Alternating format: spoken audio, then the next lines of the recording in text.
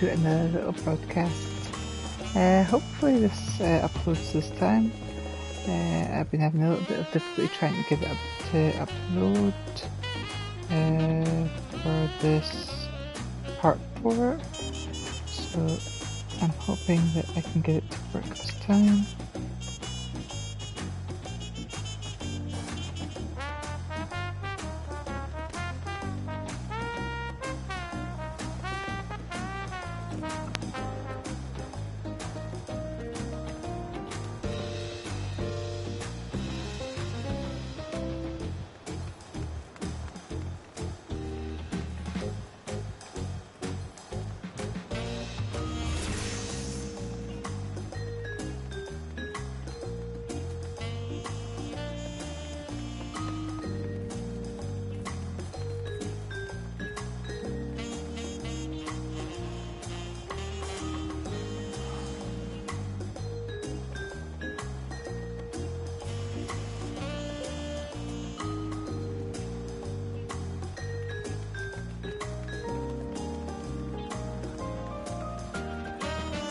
Ah, there we go. Good. It is working now.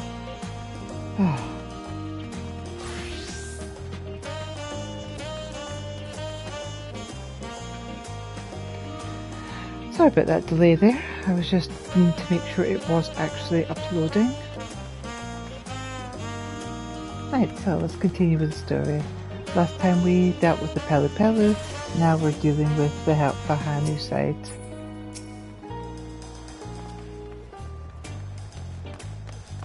With one keystone already in hand, we've made an auspicious start to the contest.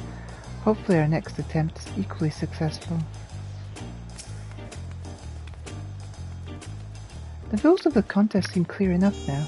The scenes from the saga point us in the direction of the electors, and the electors award us with keystones for performing their feats. Simple. Without knowing how far the other claimants have progressed, taking anything other than a brief rest is out of the question. Come on, Elita, let's see what's waiting for us in the next village.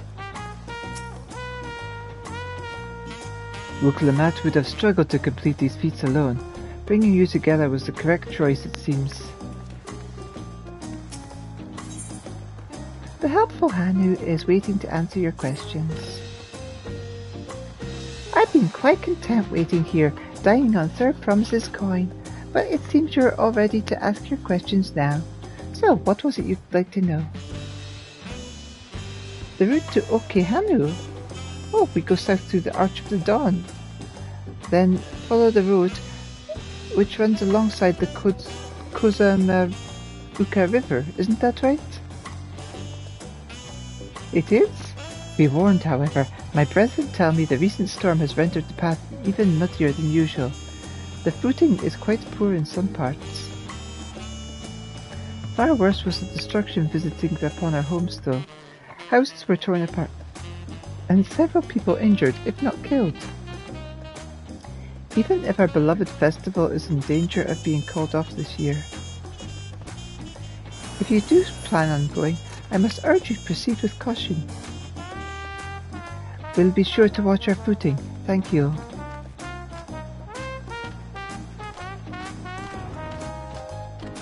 Now I'm worried for the Hanu. It sounds like they were hit hard by that storm.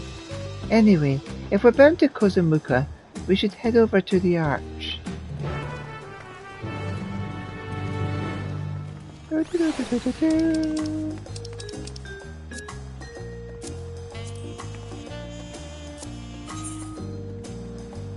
do we go? Ah, yeah, just over there.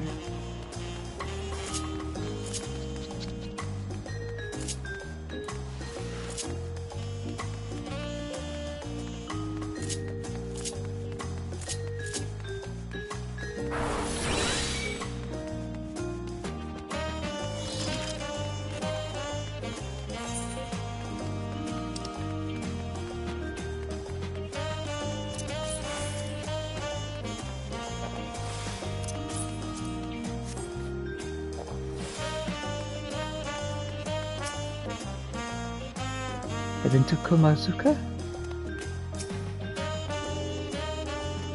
The Hanu Hanu are friendly folk who should welcome us with open arms, assuming they are not too preoccupied with recent troubles, that is. Through this gate and we'll be on our way south to Kozamuuka.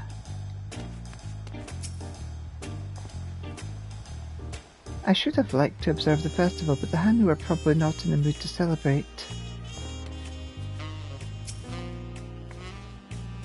I swear that gate gets bigger every time I see it. Considering the size of Gulub Jalaja, though, I suppose it's better than having it be too small. Are we all ready to leave?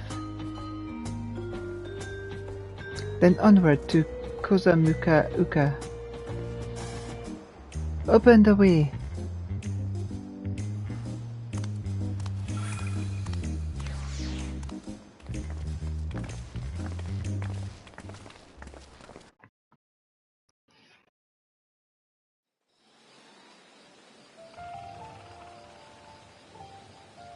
Kozamuuka, the land of rainbow terraces.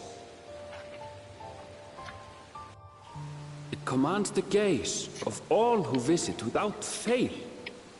The many-colored marvel.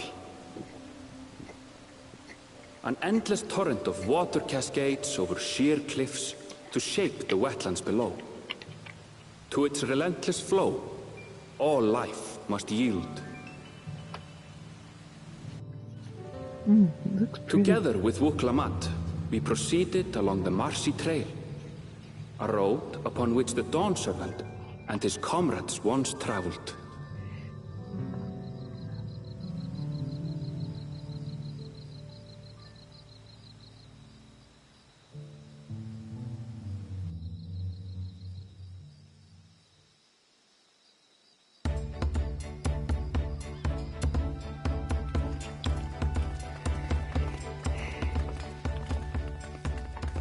Look at those falls.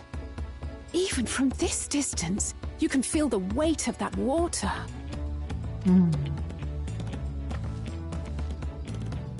The Isle of Ham was impressive, but as you can see, Tulihiola does not want for natural wonders.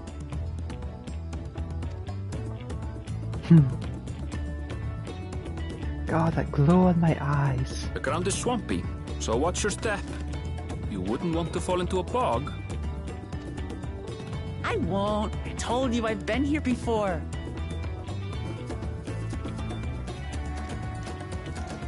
Come on.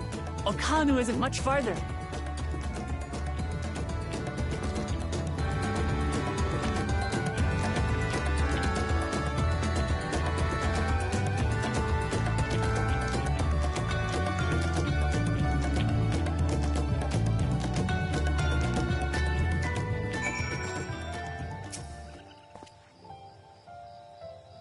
Wetlands is an apt name. Much of the ground here is positively saturated.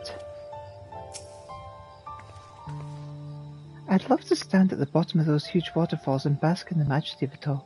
Pity they're so far away. I feel you. I'd like to do the same. There is no stopping the third promise, is there? A good thing she has Erenville to keep her from getting lost. For all his grumbling, he's certainly there for her. Everyone should be so lucky to have such a loyal childhood friend. Right, let's get moving. If we continue along this road, we should find ourselves in the village before long.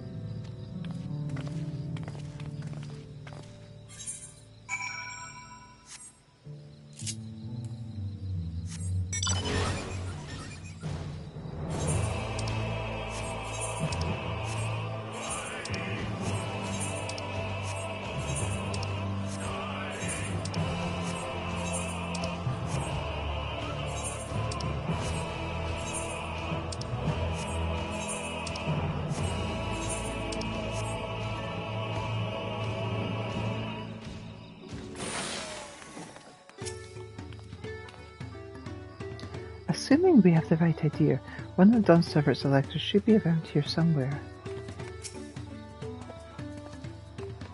So this is Hanu Hanu village. One could tell at a glance they are very different to the culture of the Vanus. The water from the falls must flood the wetlands and flow into all these streams and rivers.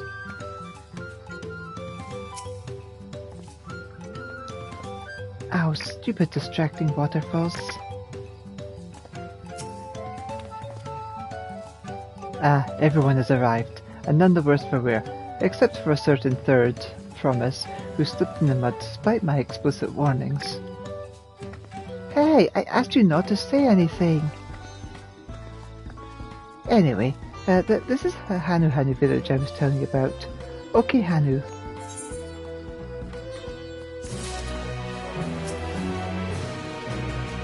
I agreed to serve as a guide, not a nursemaid.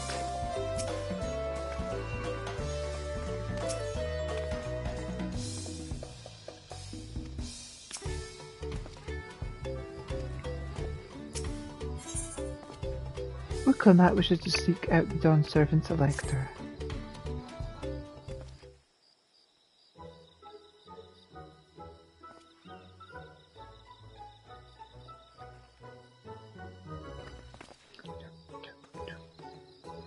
It's like our friend said, the people are in no mood for festivities. I can only assume they're still recovering from the damage wrought by the storm. Indeed. Well, let's see what we came to do and to find this Elector.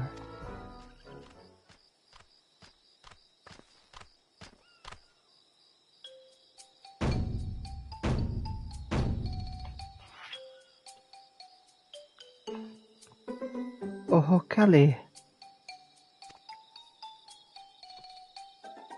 Oh, what now? It's a Hanu greeting. Surely you have heard it last time you were here. Well, I was busy enjoying the festival. Greetings to the Third Promise and their entourage. I, Zahuli, welcome you to OK Hanu. As elder of my people, I shall also be fulfilling the duties of Elector during this rite of succession. I'm ready. Give me the feat and test my worth. All in good time, all in good time. In fact, I came to let you know that we are not quite ready to begin. For the moment, please enjoy the hospitality of our village.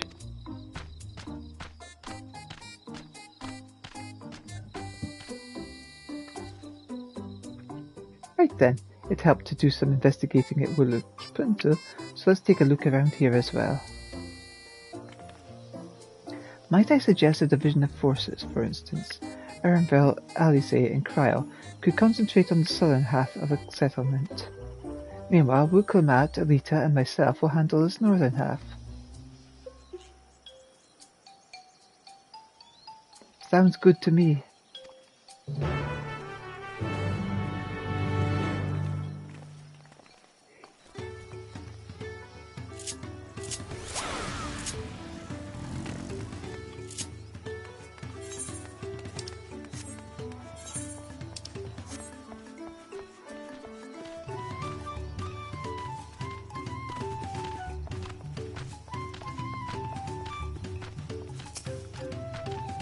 Welcome, welcome. I'm glad to see the damage from the storm has been repaired and our stores are open for business. If you have any bi-colour gemstones to trade, I'd love to take a look.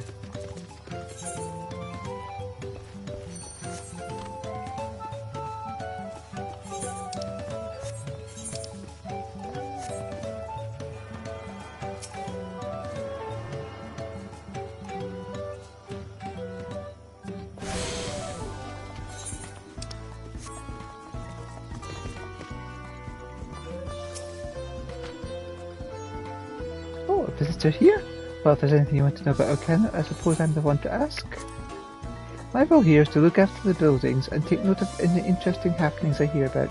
The humid air is a danger to our wooden structures, so vigilance is essential. If I notice anything concerning, I tell my husband, and he fixes it as soon as he can. It is a joy to see him work. To watch him reminds me why I fell for him in the first place.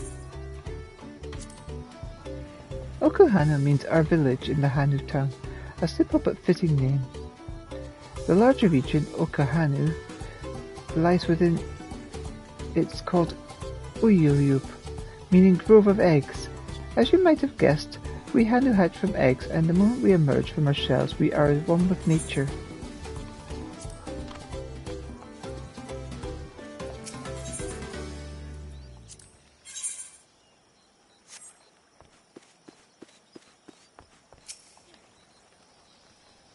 If only we wingless could fly. We need not flight. We would not need our flight to reach the communities upriver. As we are, we rely on trading routes of our own making, and when they are cut off, so too is the lifeblood of trade.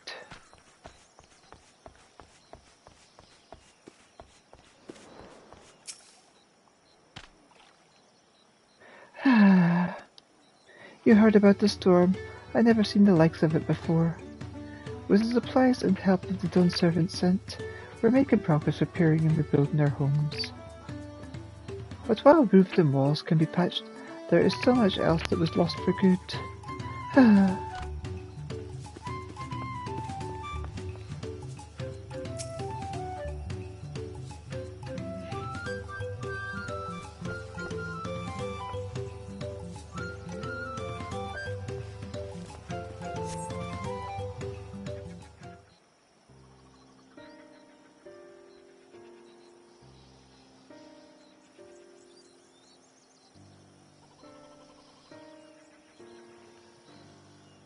The gaping hole in the wall and the missing portion of the roof are clearly the work of the storm's powerful winds. Repairs appear to be ongoing.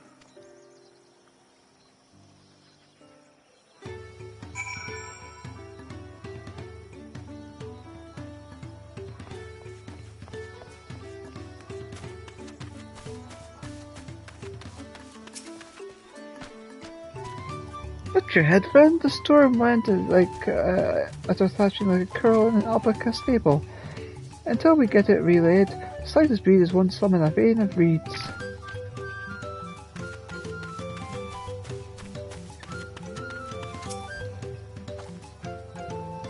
A lot of houses are still damaged, and the Hanu I've spoken to are not their usual cheery selves. That storm broke more than the wood and the reeds. There must be something I can do to help them. I'm going to look around a bit more.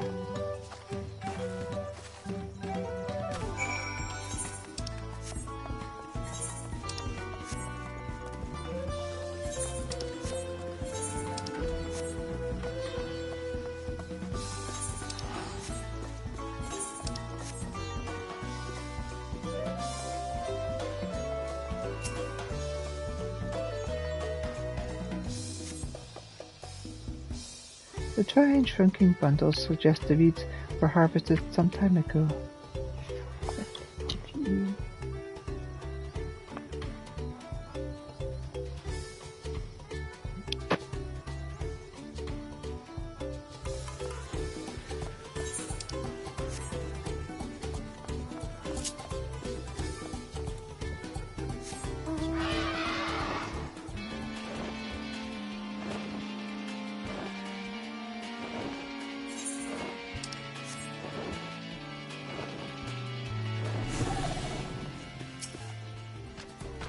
The storm came through like a band of brigands seeking to browbeat us into submission.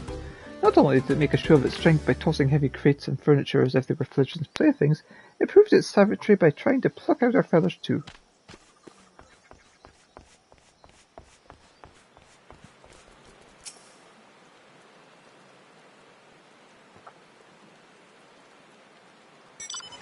Woven from these, this boat-like vessel is a reminiscence of the bird. The beak and feathered tail in particular stand out.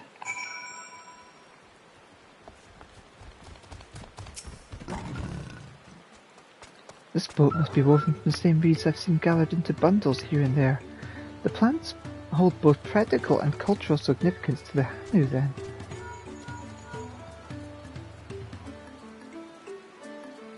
Hello, can you all hear me? I'm told they're ready to receive us now. Come to the large building in the south of the village. On my way. We have to hurry over too.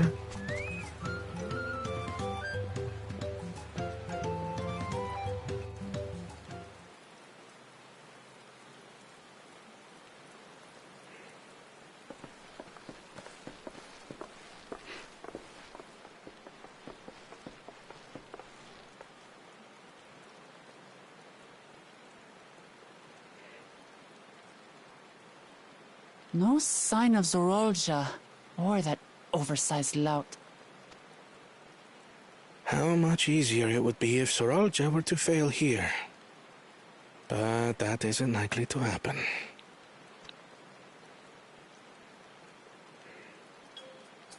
Honored guests, I am Zanuhali, Elder of the Hanu. I am also an elector, charged with judging which among you is worthy of ascending the throne. Without further ado, let us talk of the feat. Not so fast. Surely you couldn't begin without us.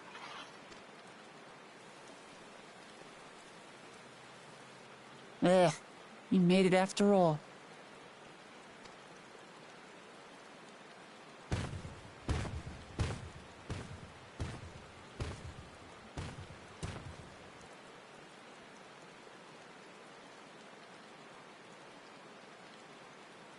No need to fuss. There is no time limit for this challenge. Now, if you would allow me to proceed. It is here, in Okanu, where my people forged a bond with the Dawn Servant during our own chapter of the Tuli Yolal saga. In homage to those events, I have prepared for you the Feat of Reeds. Reeds seem to be of great importance to the Hanu. I wonder what this feat entails.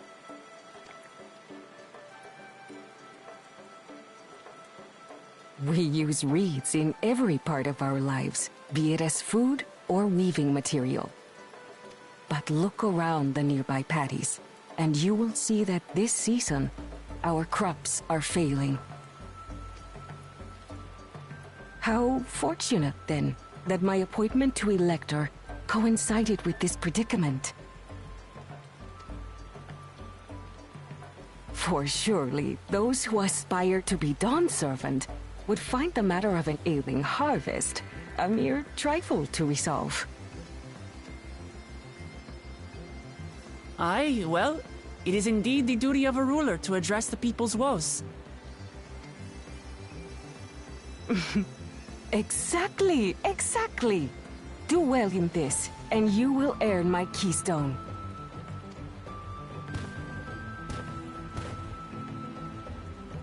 Why bother mucking about in the mud when we can take the stone by force? Oh, mercy me! You are a hot-headed fellow, Bakul Jaja. Some electors may enjoy going toe-to-toe with scrappers like you, but I refuse to entertain your base instincts. Arrangements have been made.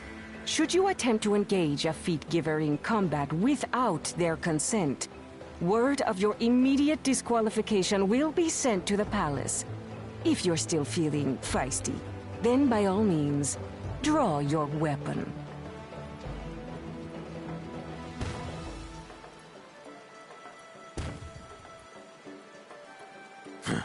This contest is presided over by cowards.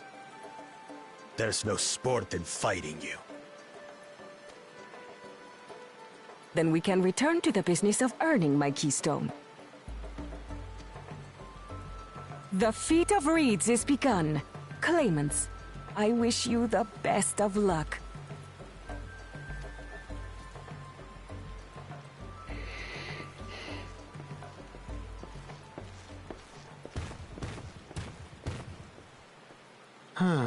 The clever kitty crossed the seas to study foreign novelties. He might know tricks we don't. Tricks we can use. What of Little Miss Mittens?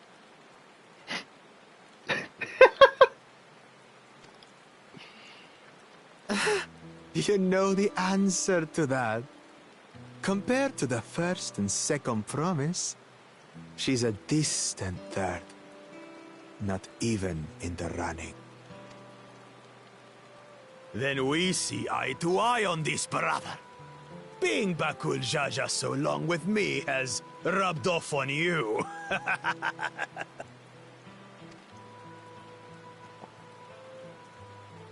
These allies of hers, though, they might be a problem.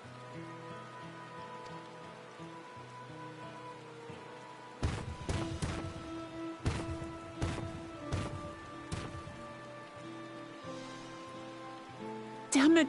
I'm just as qualified to be here as they are. I'll show them. Easy now. There's no time limit, remember? Let's keep calm and think things through. Right. You're right. I won't win against that lumbering Vidrol by losing my head.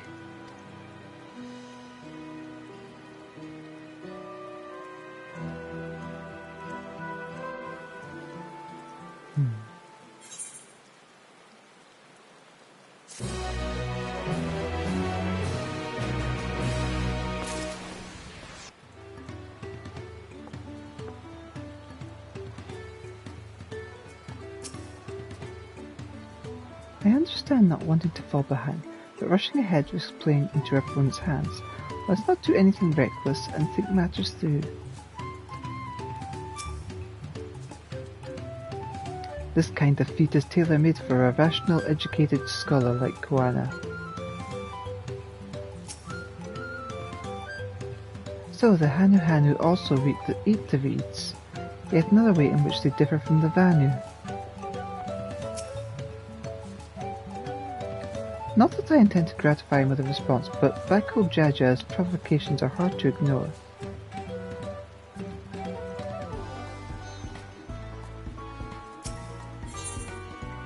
Uklamat is eager to help solve the Hanu Hanu's problems. I don't know the first thing about farming, but if there's a way to save the harvest and help the Hanu, then we're going to have to find it. I'll make Bakul Jaja eat his words. Understanding the nature of the problem will be the key to solving it.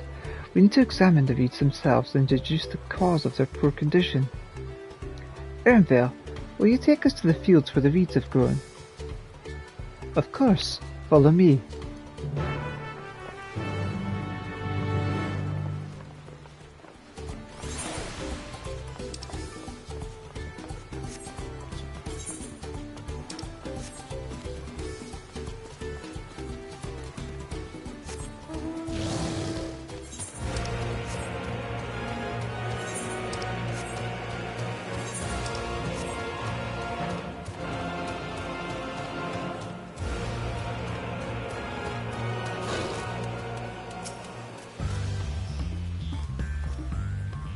I know she wants to do her best, but she should be careful not to make promises she cannot keep. Look at these fields. Why, this could be a painting. And there I thought these feats would have us battling dire fiends or similar. Agriculture is a far thornier problem. I see. They irrigate the fields by diverting water from the neighbouring river. It is unlikely the reeds ever dry out. You can all stand back. I'll get to the bottom of this problem in no time. Give me strength. Let's all of us scour the fields and help our bold leader identify anything unusual.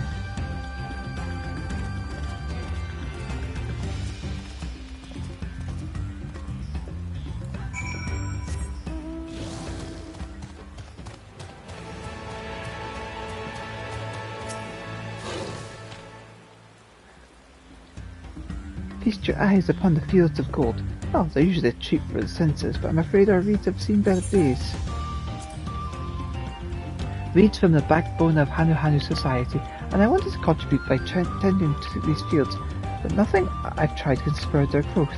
I'm afraid the next harvest will be disappointing. I want nothing more than to savour their sweet taste and share it with my brothers and sisters. Oh, but imagine a bundle of reeds in my mouth makes it water. These fields got their name from the colour of the sprouting reeds, though you wouldn't believe it to see them now. It was such an enchanting sight, and I don't know how to bring it back.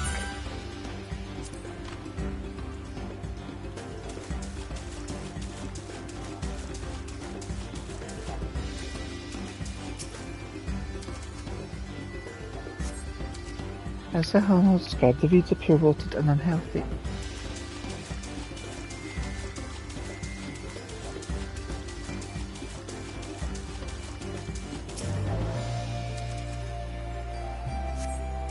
The water contains no obvious contaminants, and looks fresh as clear at a cursory glance.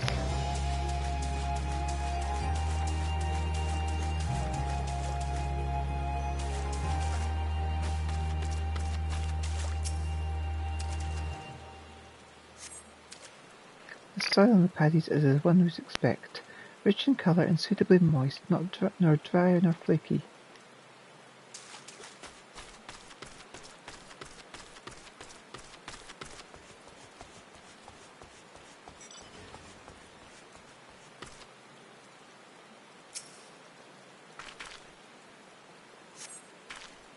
A small frog catches your eye. Strangely like a discicle, it doesn't even bother to hop when it eventually scurries away.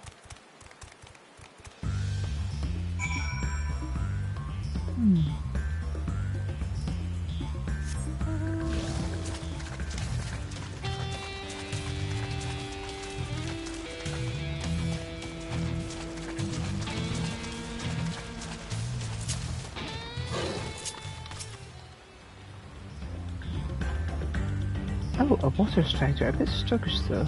More of a water shambler.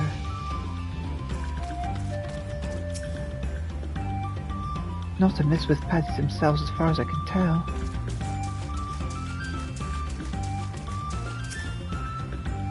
Any luck?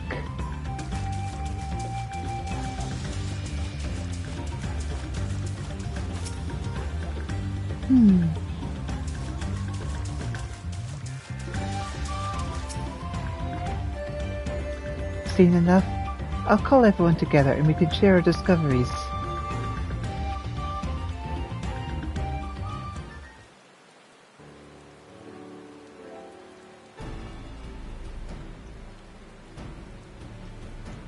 Well, what do we think? Any obvious problems?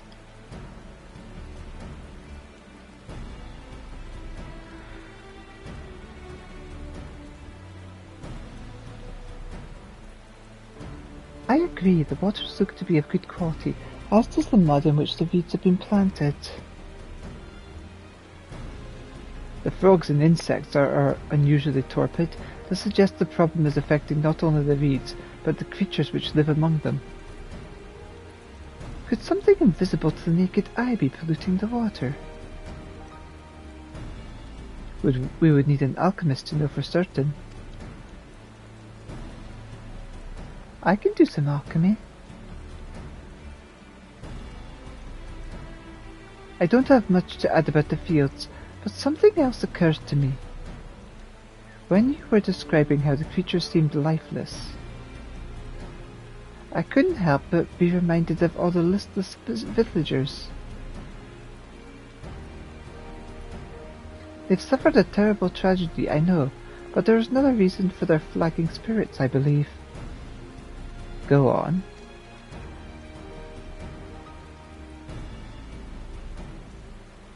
The festival.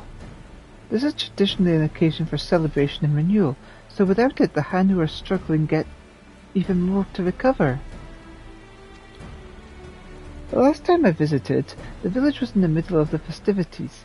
You'll never see the Hanu more joyful and alive. It's an indispensable part of their culture, and its absence will only compound their woes. So I say we help them put on their festival, give them reason to cheer in these sad times.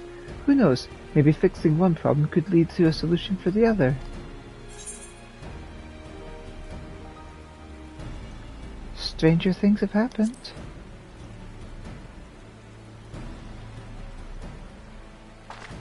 Right?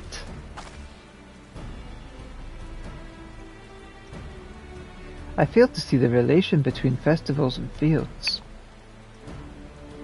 Let's not be too hasty in dismissing the idea. Things which seem unrelated can later prove to be connected in surprising ways. True, and being bereft of ideas as we are, any proposal is worth entertaining. I suppose. Besides, this is Wuklanat's journey. It's only right that we follow her lead.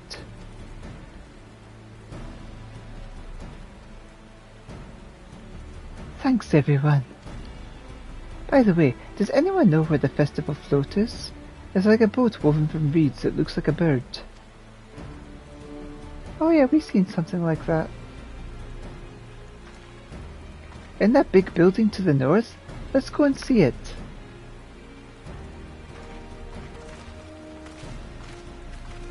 Could be that the festival creates a positive ether flow or something, maybe. There's much less debate when I'm travelling alone.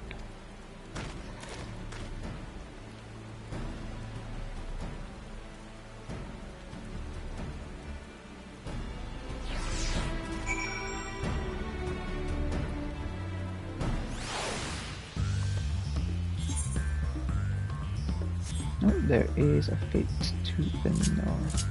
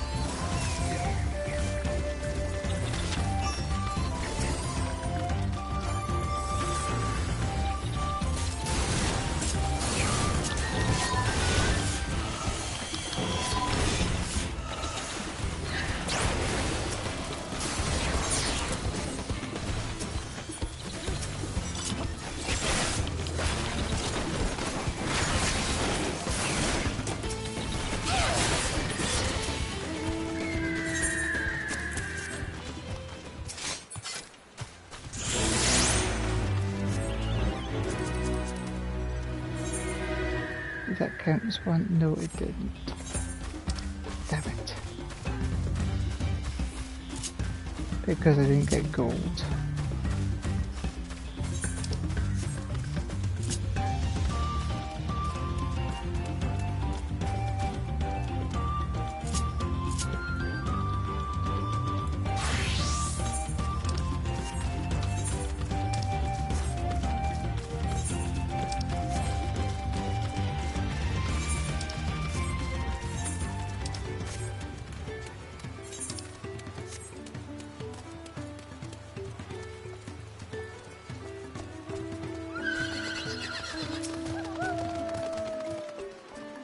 What a charming float. I wonder what bird was the inspiration for his design. I've never been here during festival season, so this is all new to me too. The handles gave me pause before, but now I understand their purpose. Look at the size of that thing. I hope they don't expect me to help carry it. Yes, this is the float I remember. It does not appear to be somewhat damaged to you. We should take a closer look. Inspect the festival float. Remove the camera.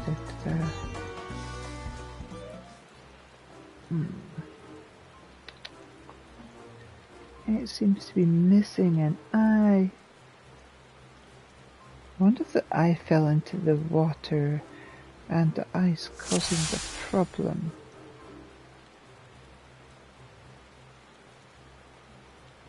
So there are other things.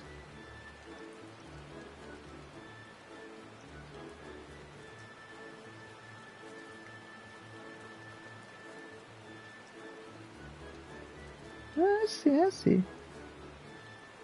Snapped carrying pole. Oh, that's definitely broken. How will I lift this great big vessel without the carrying poles intact?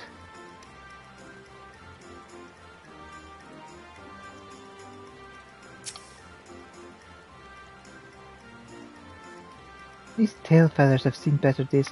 I swear the colours were a lot brighter the last time I saw them. And of course the missing eye. Oh dear, one of the bird's eyes seems to be missing a gemstone.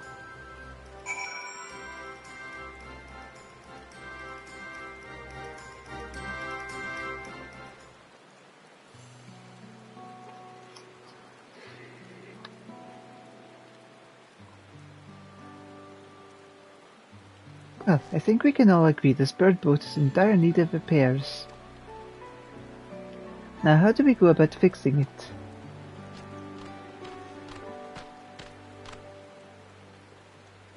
What is going on here? We were admiring your festival float. It's a shame it's in such a poor state due to the recent storm, I gather. Yes, we had to leave it exposed while we ushered our people to safety. With the float in this condition, there can be no lifting of wings, no ihihana. Ihihana. That's what the festival was called. I want to help you hold it. Have you not seen our village? Homes are ruined, we're struggling to make repairs, and you want us to hold a harvest festival? I know how it sounds, but giving into misery never improved anyone's situation. A celebration of life and growth may help give you the strength to work through this tragedy. The role of festival leader is mine this year, and there's nothing I would like more than to lift everyone's spirits. But we don't even have enough materials to repair the float. We need a bokiksa for the missing eye, peel for wood for the poles, and feathers from the winds chosen to adorn the tail. 2 of these I know. Aboxia is a type of precious stone used in arcane equipment, and peel wood is essential for crafting ceremonial instruments. These chosen feathers, however... The wind's choosing is a victor of competition, in which the contestants see who can blow a feather at the furthest during the wind's magics, and that's something of a problem right now. We Hanu are gifted in employing airy sorceries, but expect a great deal of mana when doing so. We are soon exhausted by the effort, and having no reeds to eat will only make it harder. I think I understand. Your vibrant reeds grow quickly and vigorously, so much that they stifle the development of nearby plants. They must be a potent source of the energies you naturally lack. They are indeed. Owing to the poor harvest this year, we've been left enervated, and we cannot gather the correct materials as dictated by custom. We cannot repair the festival float. Oddly enough, we may have just stumbled upon our solution. The winds chosen would, by necessity, have a natural gift for manipulating magical energies, which means any feathers taken from the victor should be high in ethereal conductivity. The float's construction also requires a stone used in arcane equipment, such as, as well as timber favoured for ceremonial tools. The demand for such specific materials must have an underlying reason.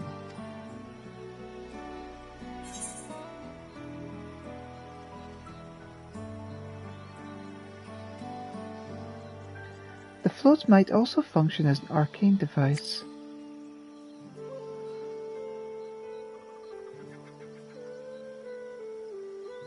Precisely what I was thinking. This boat of reeds is in fact an arcane focus of some kind.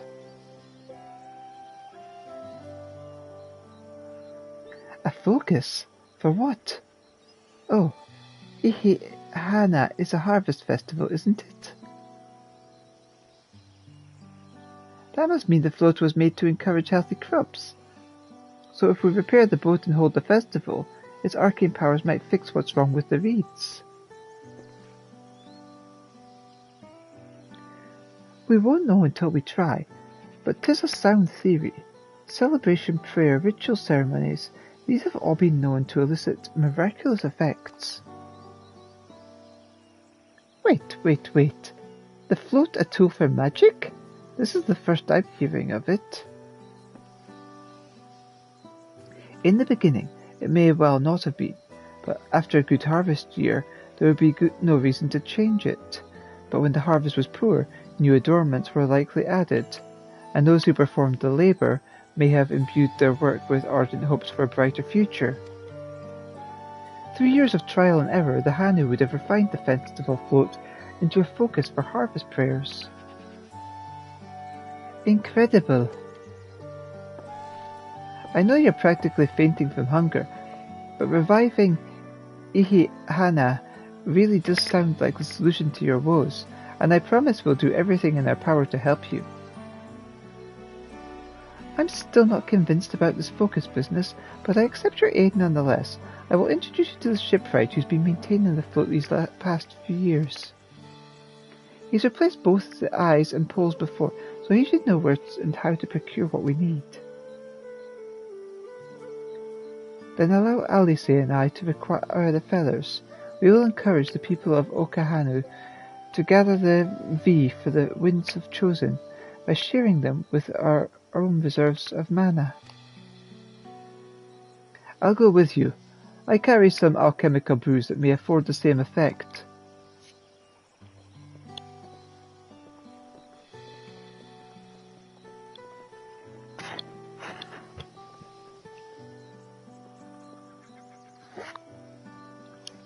The three of us will visit the shipwright then.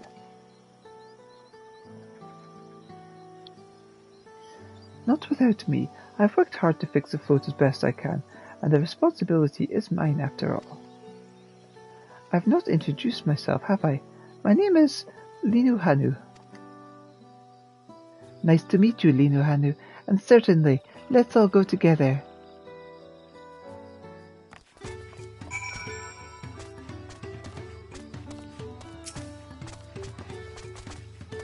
We're making progress now. The solution to Okahanu's woes is as good as found. To find myself working alongside the third promise herself is unexpected to say the least.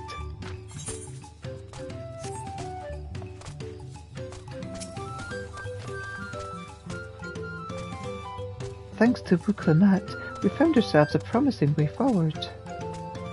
Experience and knowledge are valuable assets, but there is something to be said for following one's instincts.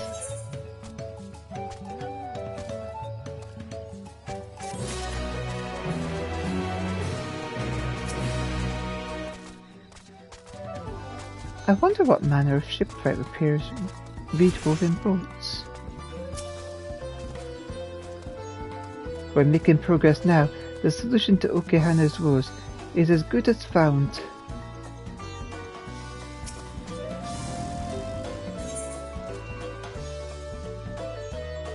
Linuhana wishes to take you to the shipwright. The shipwright's name is Wook Ivu. He's an Expral who only moved into Kozumo Uku a few years ago, but has since mastered our customs to an almost frightening degree. He's especially strict when it comes to manners, so make sure to offer him a proper Hanu greeting. We wouldn't want to offend him right before asking a favour. A proper Hanu greeting? Oh, that one! Don't worry, I remember how it goes. Then we shouldn't have any problems. Let's head to Okibeki, east of here.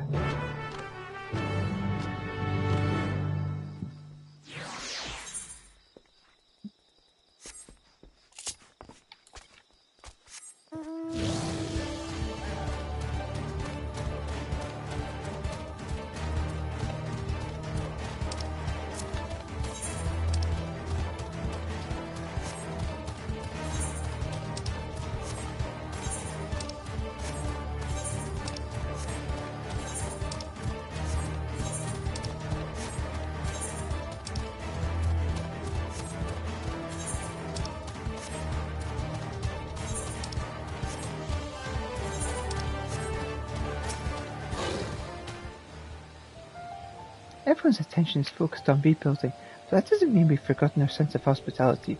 So if you have any questions about this place, I'll gladly answer them. My duty here is to show visitors and merchants everything that Okebeki has to offer. People from far and wide have settled here, and some find it so pleasant that they never leave. You two are free to stay for as long as you like. Okebeki means the village of awe. People from as far as Tulioli came here to trade their wares or do whatever work suits their skills. Some enjoy these woods so much that they move into one of the Hanu villages. I understand why, for there's nothing better than a life spent listening to the soothing sounds of nature.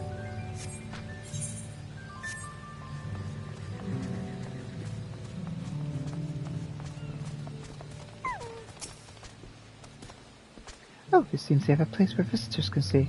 Looks cozy. Look over there. Do you see that big winding staircase?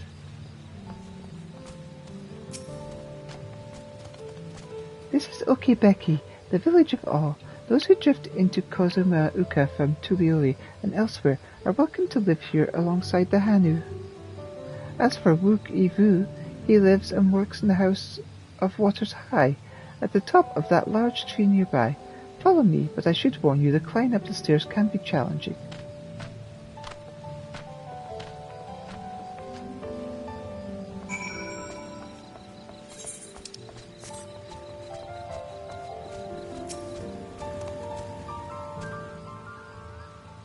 The Hanu's raid magics are endlessly fascinating, but we're delving too deeply into the traditions that bind them to the land, lest they cast a spell on you too.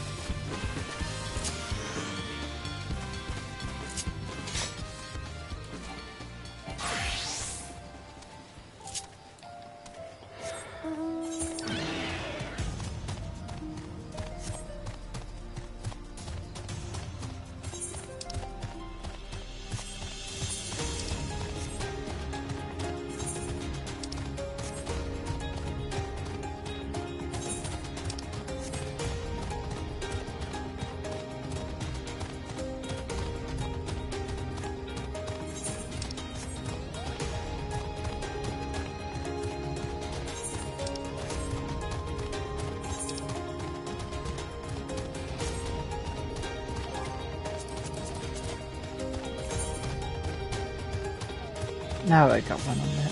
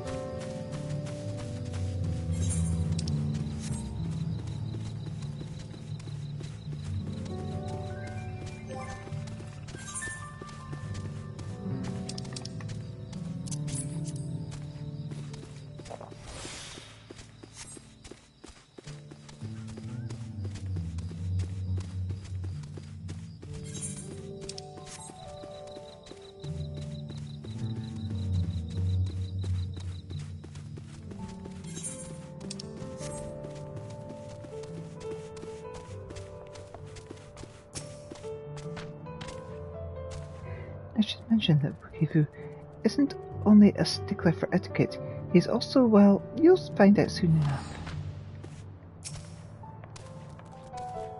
We are hoping to enlist the man's aid, so it pays not to be rude in any case.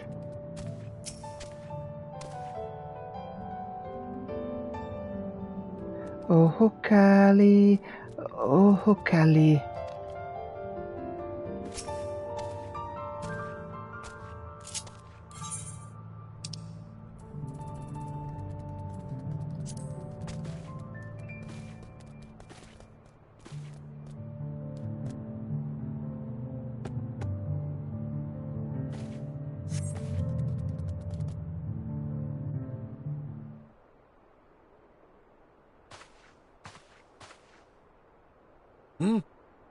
What do you want with me?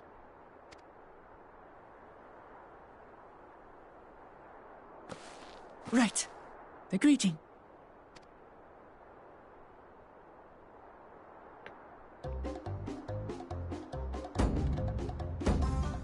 Ohokali!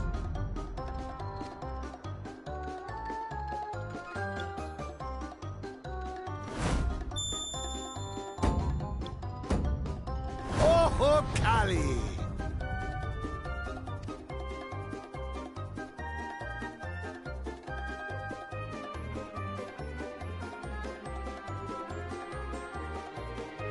Good.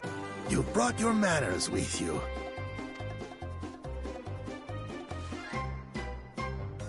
When you know Kanu, do as the Hanu do. For a country as diverse as ours, the preservation of harmony demands that we respect the cultures of all peoples who call it home. Well, that explains your familiarity with Hanu customs. And you speak truth, of course. To live together means to learn about each other. Ah, I appreciate an open mind. In fact, I get the sense we've met before.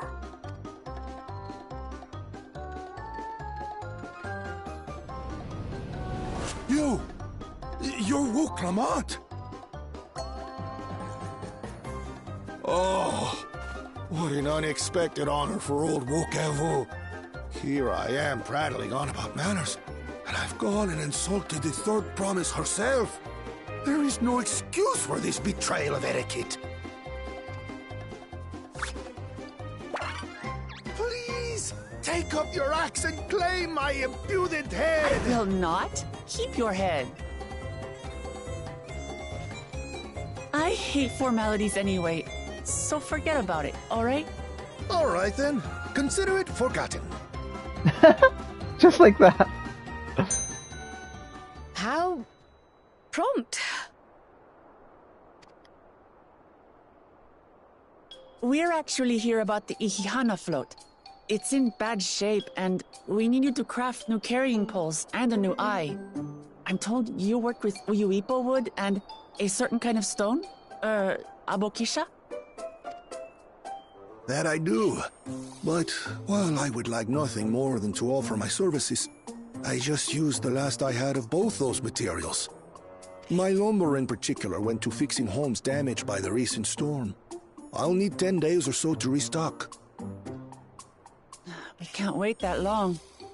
If you tell me where to go, I'll gather them myself. What? Send the third promise out on an errand like some common lackey? That's utterly unconscionable. A gross violation of social protocol. I told you not to worry about such things. All right then. I shan't worry a whit.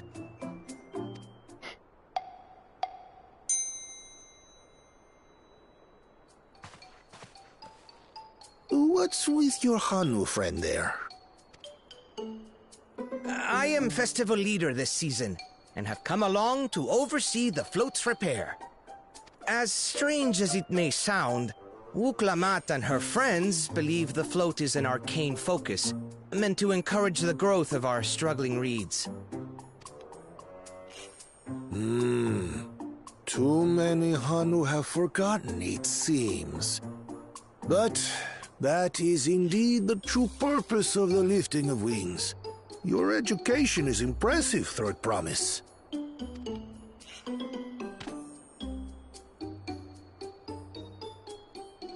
Well, maybe a little. Allow me to show you where to procure Uyuipo.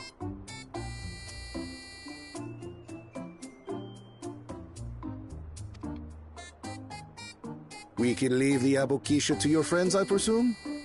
Take yourself to Cave Kikitola, or thereabouts, and you should find the stones you need.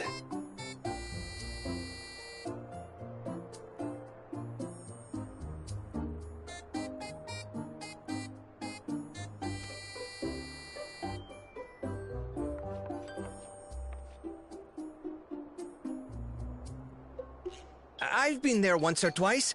I can guide you.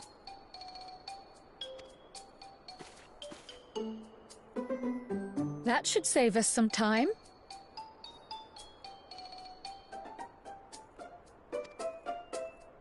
All right then, let's get moving.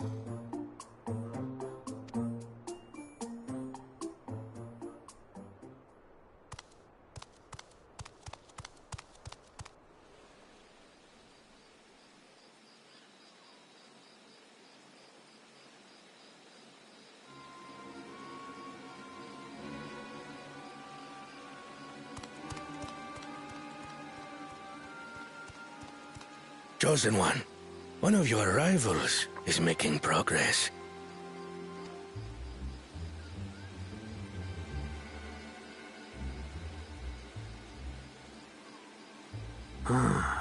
Ihiana, you say?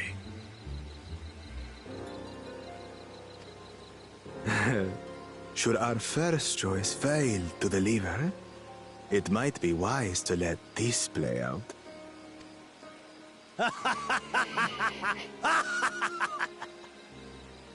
The third-rate promise is making herself useful after all.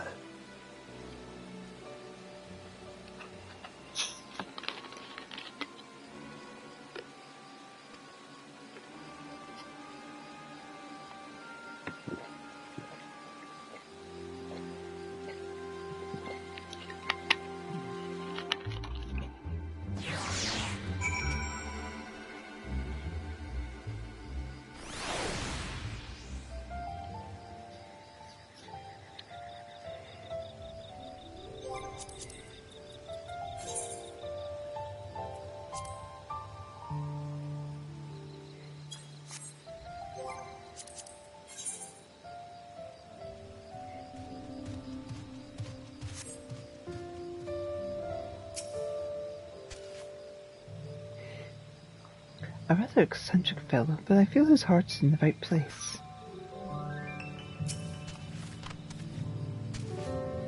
Cave Kikitola is southwest of Okuhanu. We can return to the village first, then head there on foot.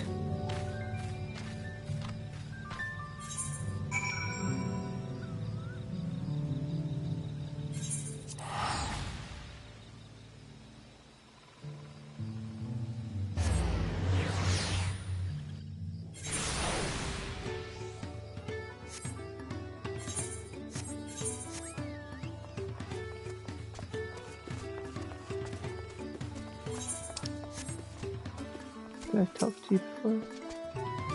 A word of advice, friend. Lots of animals around these parts are rainbow-hued, and many as a traveller stops to gawk at the pretty colours. You know, what bright colours in nature mean death.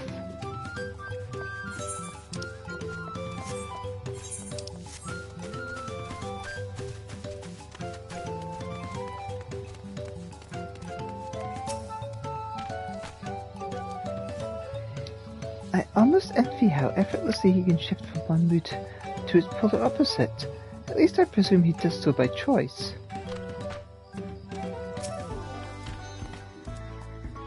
Southwest of here, was it? Let us be on our way.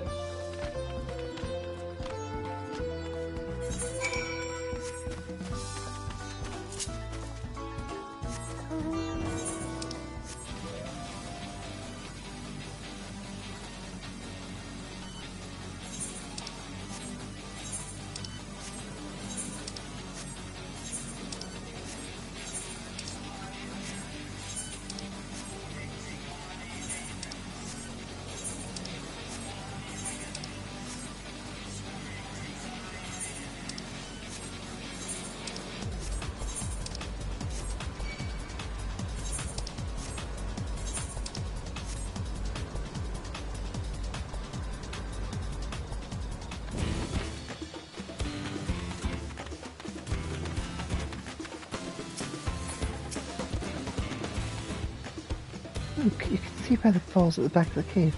These hollows must have been carved out by the constant dodge of water from above.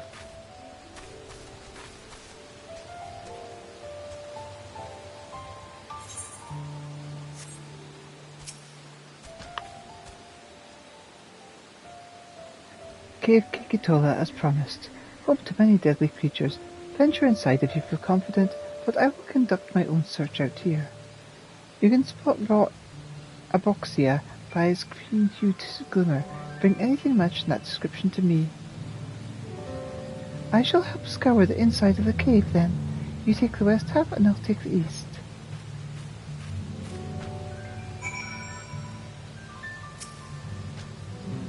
I am reluctant to send you into danger for the sake of the float, but if you are willing...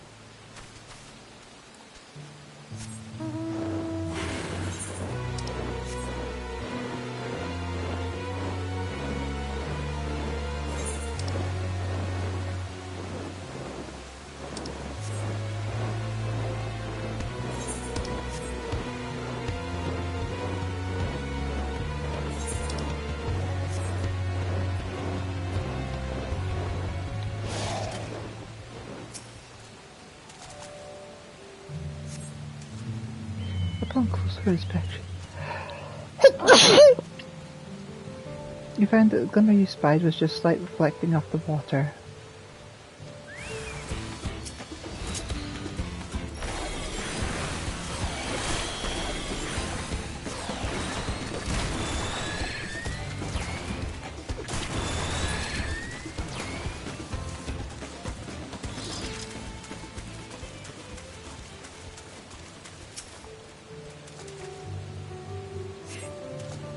You find a chunk of stone glowing a distinct shade of green. This seems like the exact kind of mineral Linuhanu was looking for.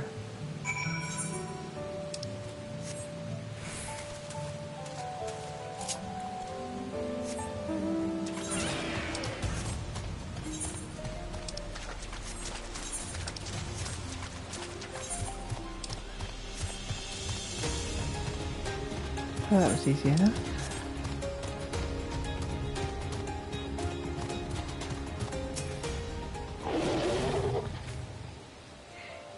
Some of the cave inhabitants took umbrage at my presence, but there was nothing a few swishes of my brush couldn't handle.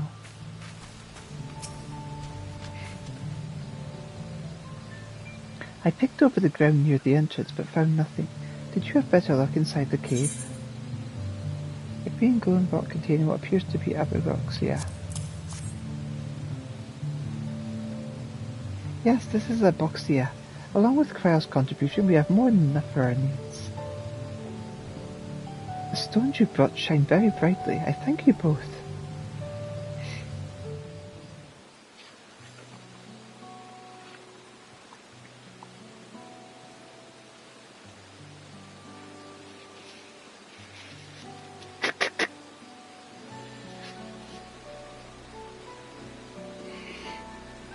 He would have been happy to know we were putting things right.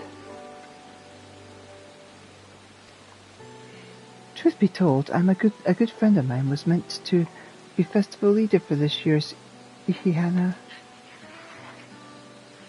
But when that big storm hit, he did not survive. It fell to me to carry on in his stead. That was why you agreed to Wuklamat's request despite your initial reluctance. Yes, it hurt to hear, but she was right. Though I must mourn, I cannot let my grief consume me. Her words made me realize that the path to my recovery, our recovery, is already laid out before me, and I will walk it, for myself and for my friend.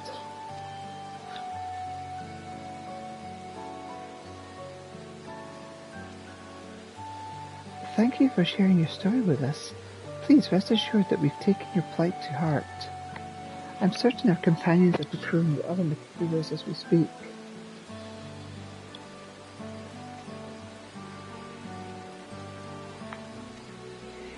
Everything will come together, and the Hanu shall host a splendid, uplifting festival.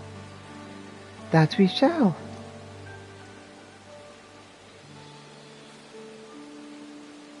With that, let us return to the Aboxia, into Wook Ivu's waiting hands.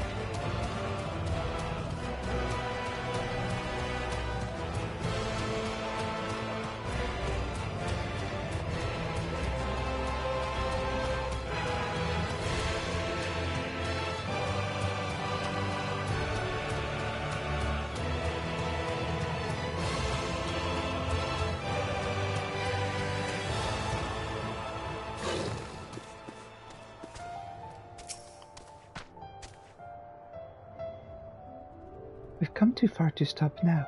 The lifting of wings must go on. I hope Wuklamat's foray was as productive as ours.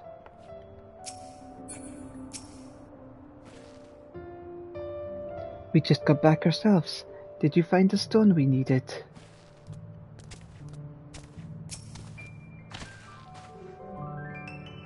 Thanks to the third promise and her mighty swings, we've collected some suitable logs of Uyapuro. What of the Aboxia?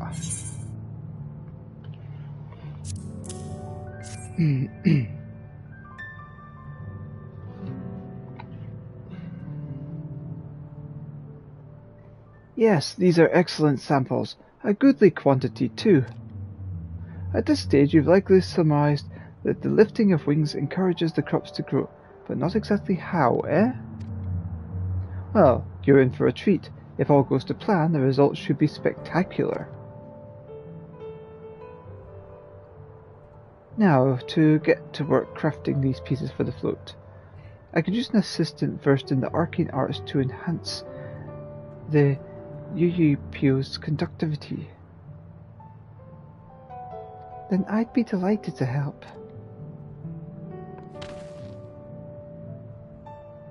Everyone else should head back to Okahanu. We'll join you at the float once the work here is complete.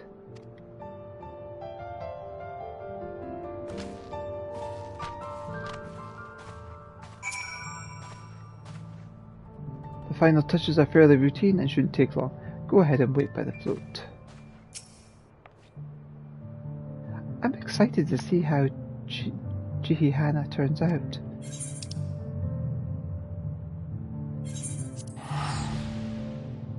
If I go there, I can maybe make it to that one in time.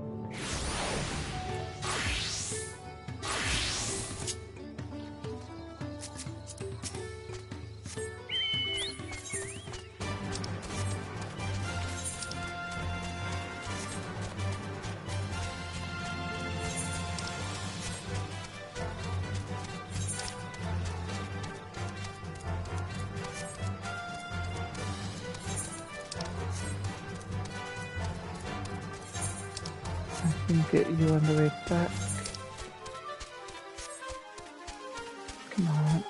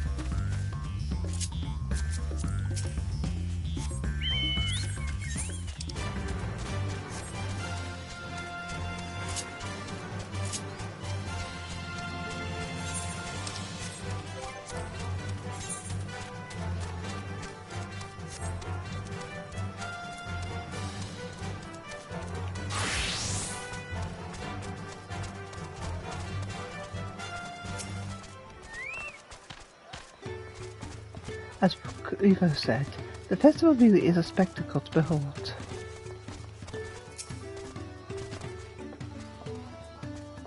Gathering up the Ukiyopi was a trial in and of itself.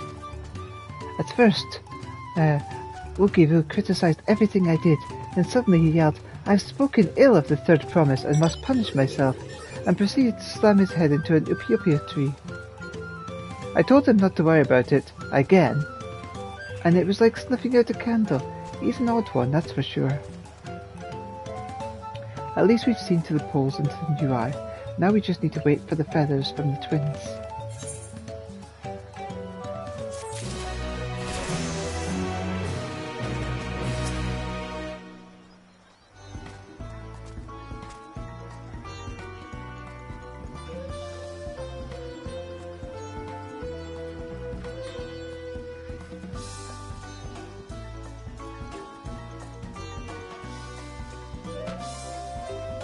As Rook Ibu said, the festival is really a spectacle to behold.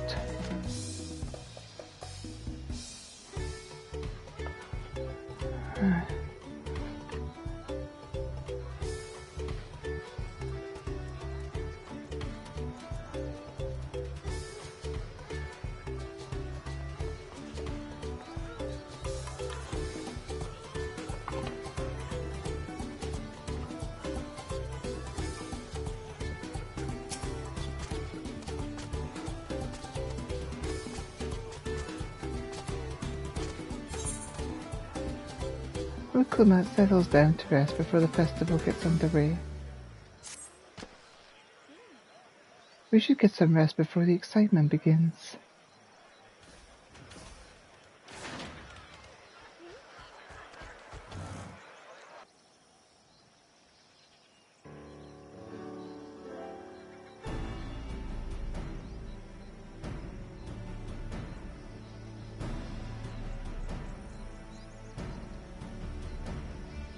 Over here by the float, isn't that the third promise? Then the rumours are true. She's trying to complete the Feat of Reeds by reviving Inihana.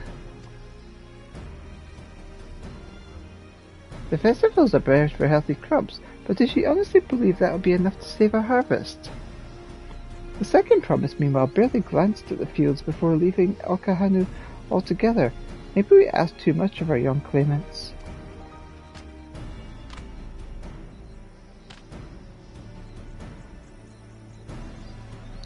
Oh, I wouldn't be so quick to count Koana out. A friend of mine overheard him muttering by the reeds something about what needs to be done. Is that so? Then perhaps we'll get to see another of his innovations firsthand.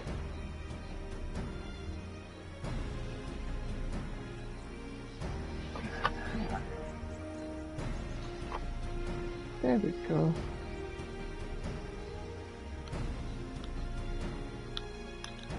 How on earth did you fall off?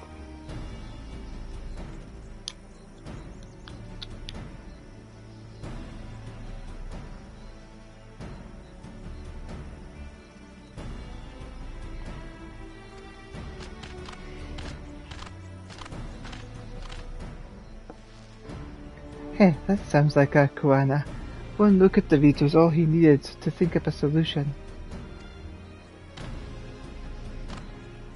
Be that as it may, our own solution is nearly ready. Indeed, as soon as the others get back, our long-awaited festival can begin.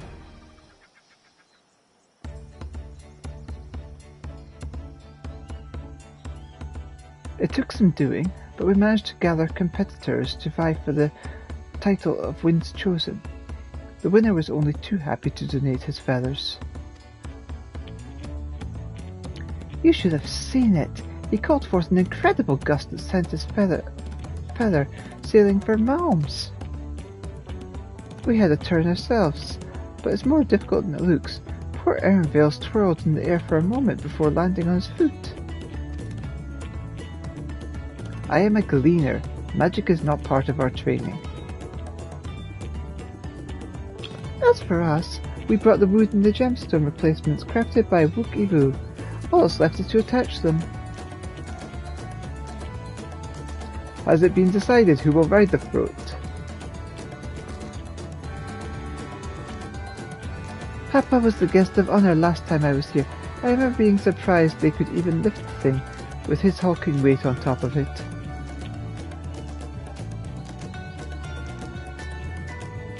The rider must be a personage of great esteem, which is why an invitation is usually extended to the Dawn Servant. This time, however, I have another in mind.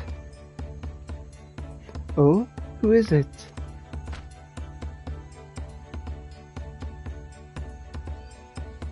Our beloved Ihiana. The lifting of wings is only held because of you and your companions. Thus do I nominate you, Muklamat, as our guest of honor. Huh? Me?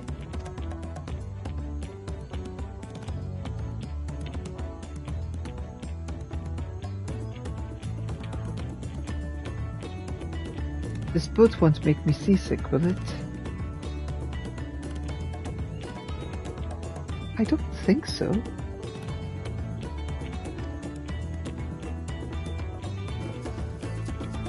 Then weigh anchor. I can hardly refuse a request from one even more enthusiastic about the festival than me. I would be delighted to ride your float.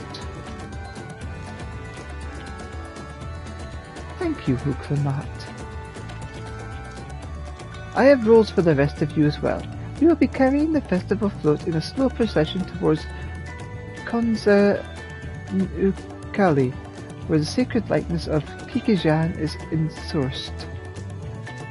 What I'd like you to do is clear the path of dangerous wildlife, so the procession can move along unimpeded. Consider it done. You expect me to sit still until Wookiee is finished with the float? Let me come along and help with the clearing. As you know, I'm not much for fighting. I'll stay behind and assist Wookiee with the repairs. If you aren't sure where you need to go, the path I spoke of begins at the south of the village and branches off to the east. That will lead you across the bridges to the Stride of the Sun. Then we shall see to clearing it end to end.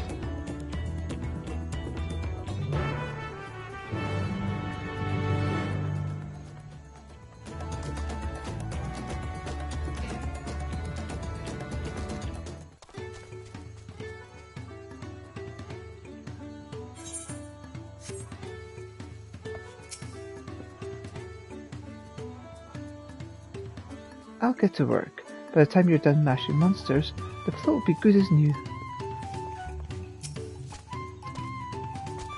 With my lack of combat skills, I would only get underfoot. Happy hunting! The Ihana procession often runs afoul of territorial creatures on the way to Konzali. I would greatly appreciate you removing those threats in advance.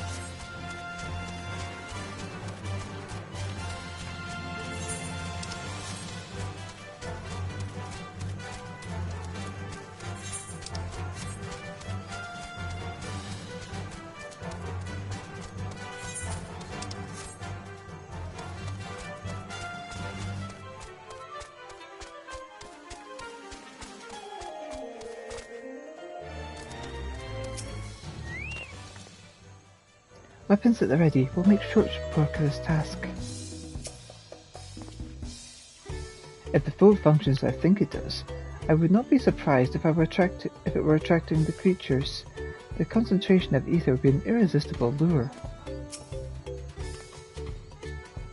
But the greater which Wookiee pursues his interest is remarkable. Apparently his studies of the Kozamuka region were so invigorating that he decided to move here and immerse himself with the culture.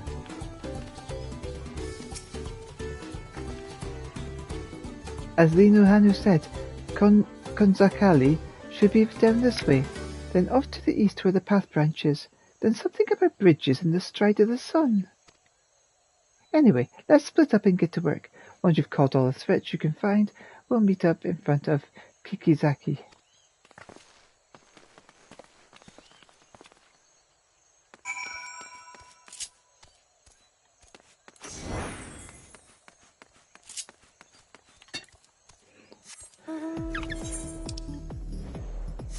Oh, there is a fate over here.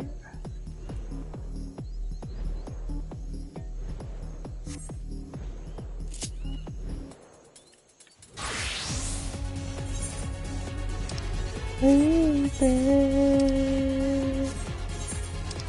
out and there, every secret, every odyssey, answers unfold. One with the truth to find, and my guided hand.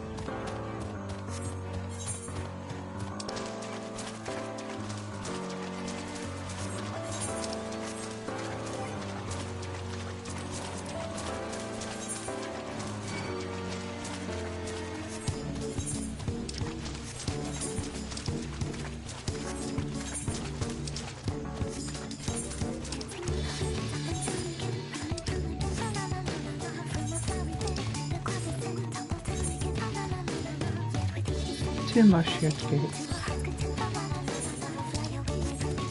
And then increase my speed and acceleration.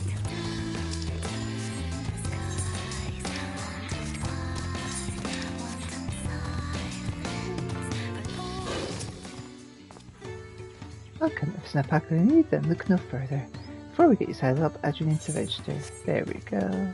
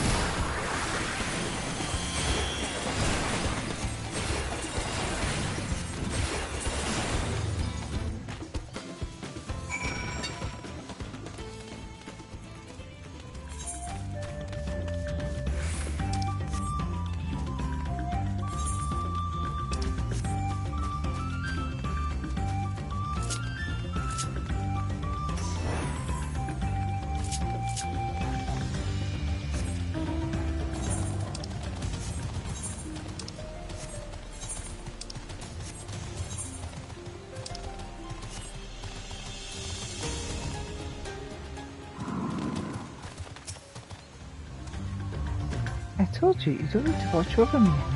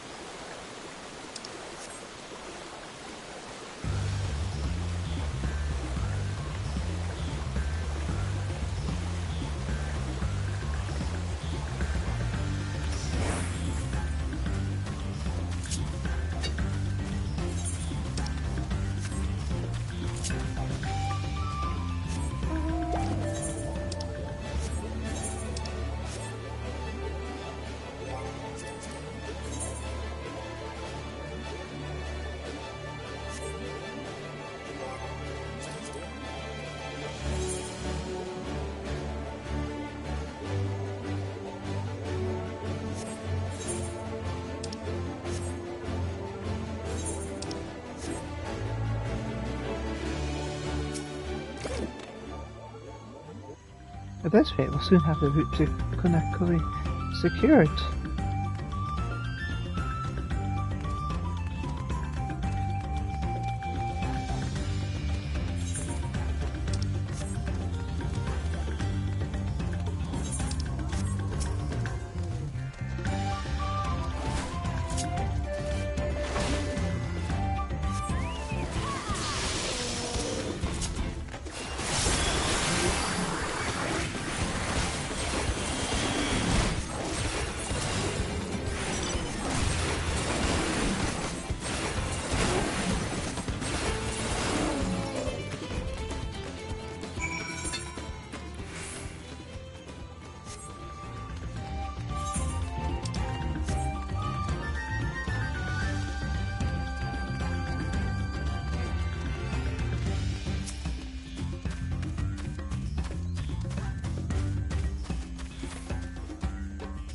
Now this is my kind of busy work.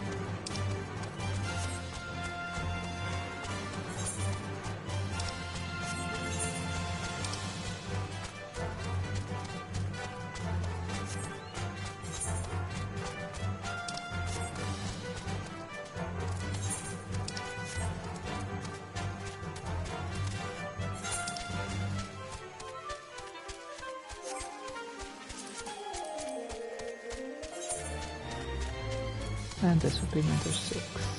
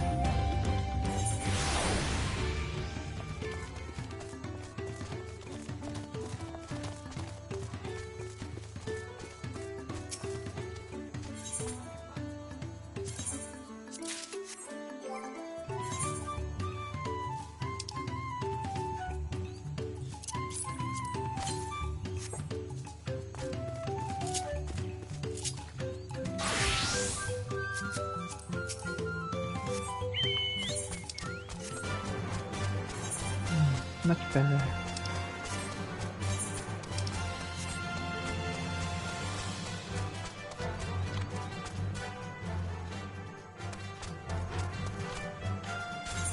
I thought we fixed that thing up.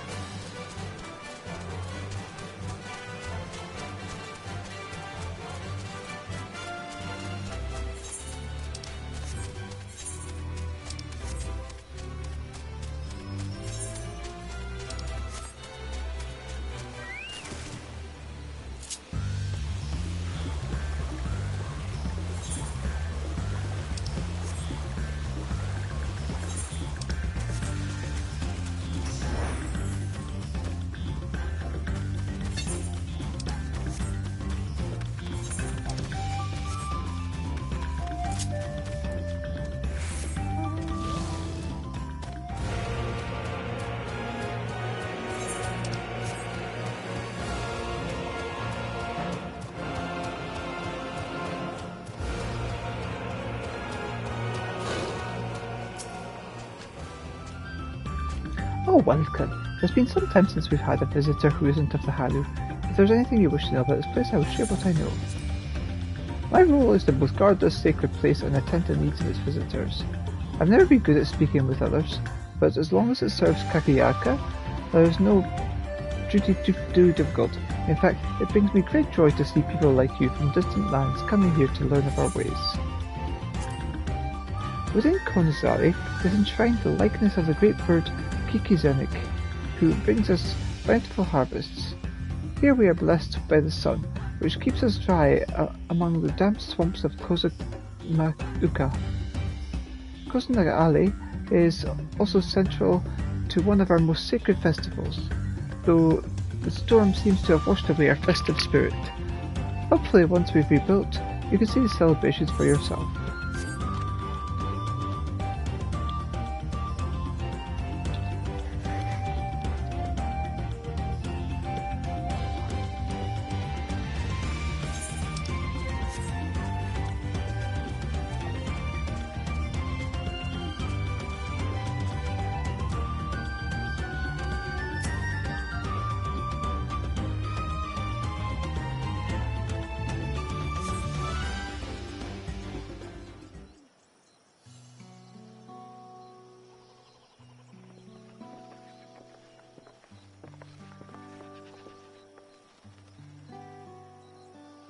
Ah, you are a step ahead of us. This must be the likeness of Kikiziri, the Hanu deity of the harvest.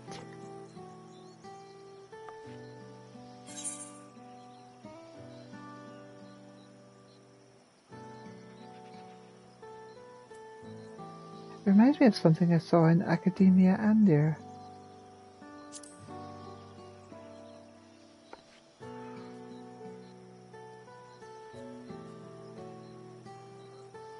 One of the ancients' creations. It is possible a vestigial memory of that time endured, a subconscious recollection from the inheriting soul, providing the basis for an entirely new religion. I have no idea what all that means. As far as I know, Kikiaye was worshipped on another continent. This ancient faith was then brought to Tural by the first Haru. The Hanu migrated here from another continent. Then mayhap the two do share a common ancestor.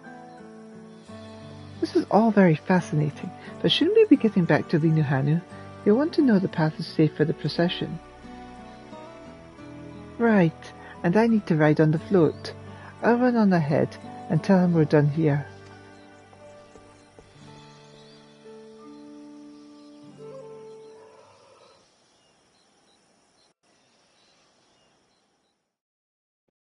Meanwhile, in Okahanu,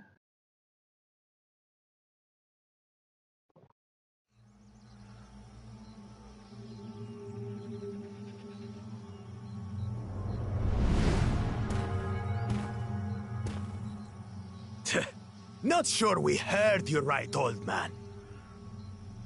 Why don't you say that again? As many times as you'd like. The third promise tasked me with repairing this float, and I'll not relinquish it to an uncultured brute like you. Much less one that can't even manage a simple greeting. We wanted to handle this in a civilized way, but we're more than willing to kill you.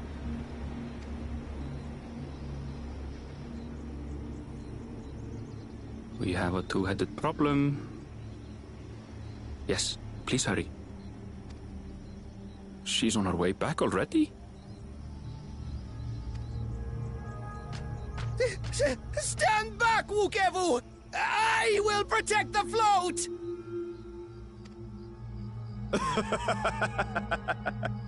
Are you trying to be brave, little bird? I could never have repaired the float alone. Not properly. But thanks to Wuklamat and her friends, we can hold Ihihana again!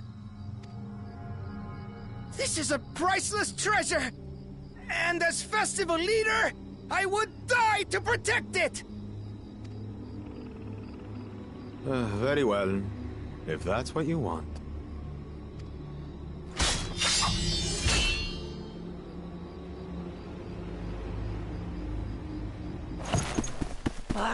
Cha-cha!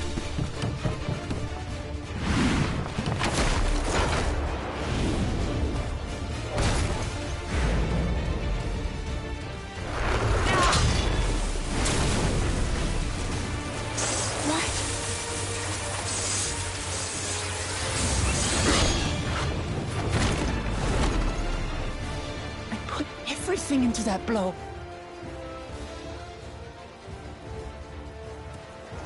Good. The better for you to understand the gulf between us. But you need more lessons. We'll carve them into your mangy hide until you cry and beg forgiveness.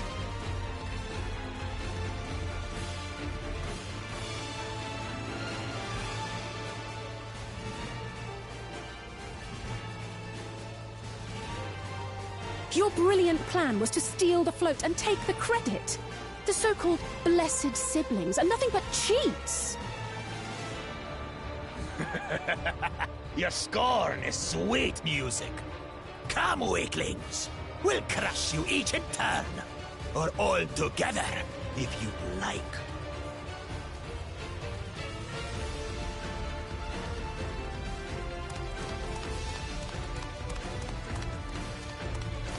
Calm yourself, Chosen One. If you fight in earnest, this will end in a massacre. What's more, we have word that our other prospect is on the verge of success. Then it would be foolish to expend the effort, sweating nuts. Lucky for you. Eh?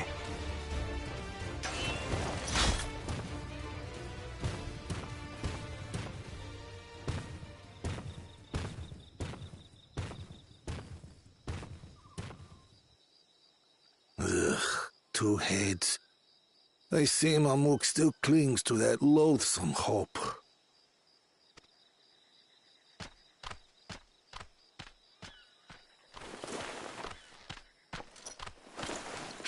Talk to us, Third Promise. You're not dying, are you? It'll take more than that to kill me. So, are we having this festival or not?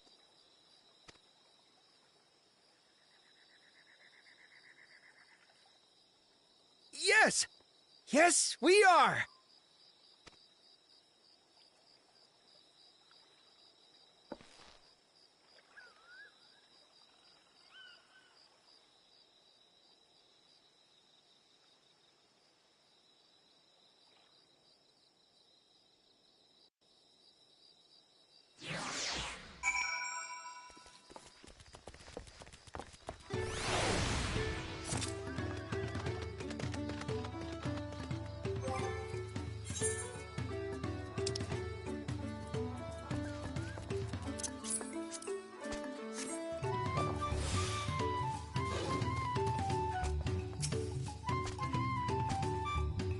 Given the nature of the right of succession, I expect such altercations are inevitable.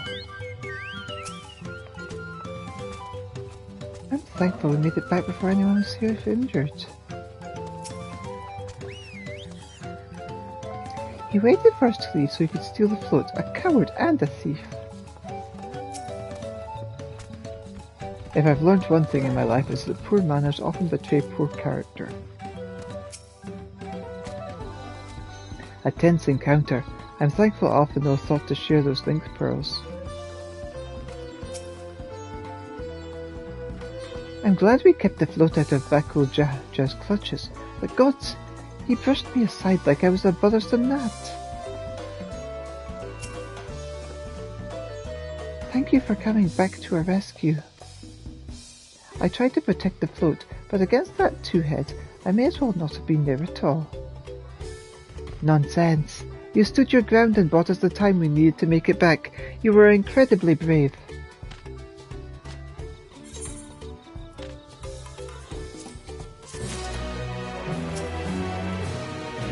I was so afraid Okamat would come to harm. Okahanu has seen you enough death.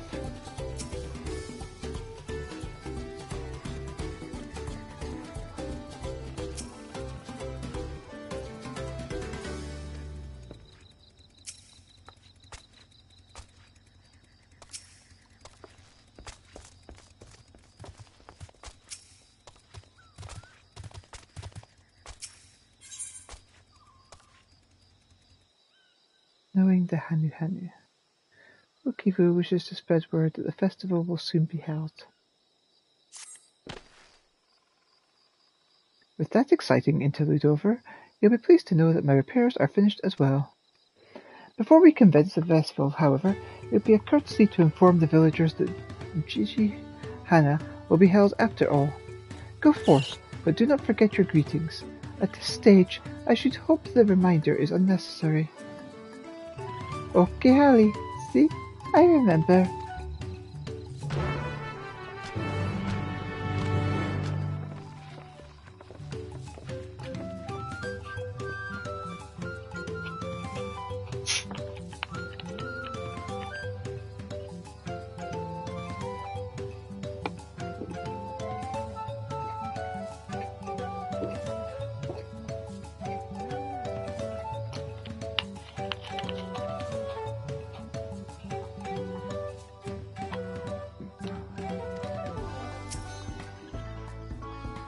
Don't tell me you've forgotten the greeting. Fine, watch closely. Okohali.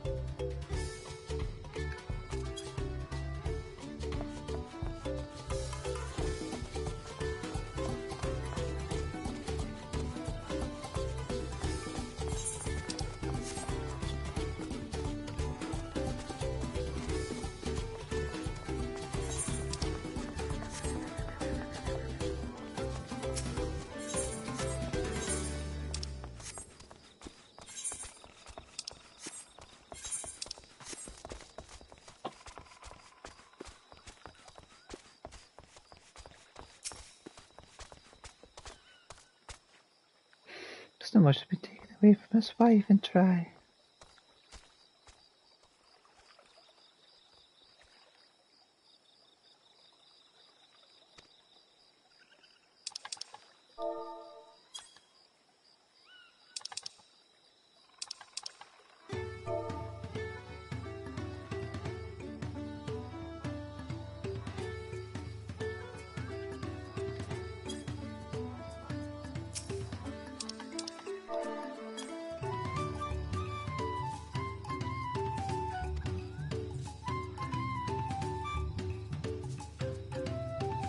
Oh, Kali.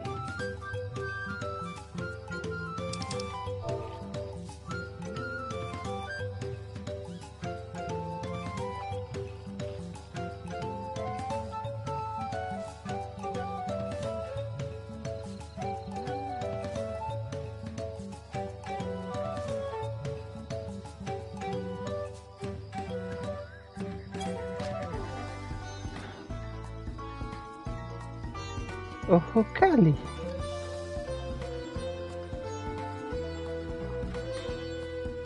What? The float is fixed. Our fallen friends will be glad to know that Jihana will soon be underway. They would have wanted us to honor them with celebration, not let their loss deter us from it. I must go and enjoy the festival for those who no longer can.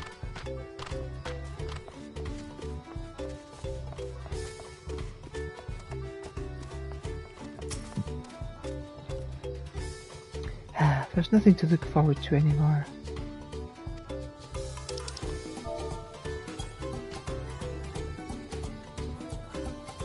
Oh, golly. The festival's about to begin. What do you expect me to say? Besides, of course I'll be there. Cleaning up the storm's aftermath may have been hard on us all, but the lifting of wings is tradition, and a joyous one at that. I won't sit here brooding my days away. Give me a moment to get ready.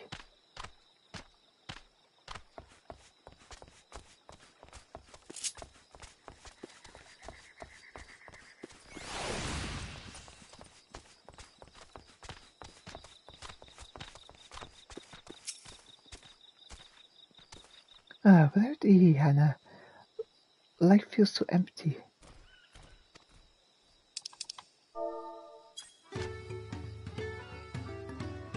Oh, how golly.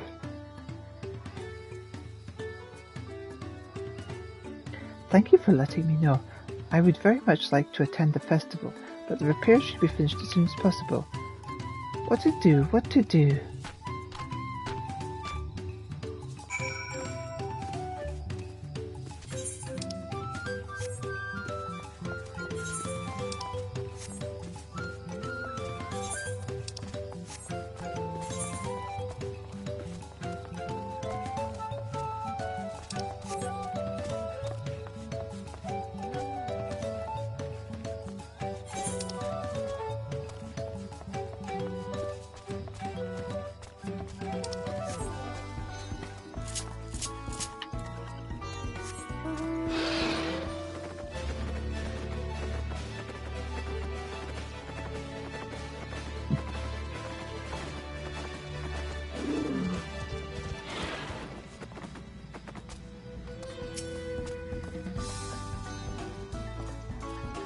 The Hanu were pleased to hear the festival was going ahead, I imagine.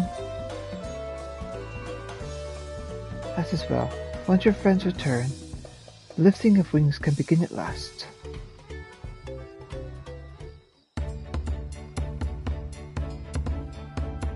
That looks a bit better.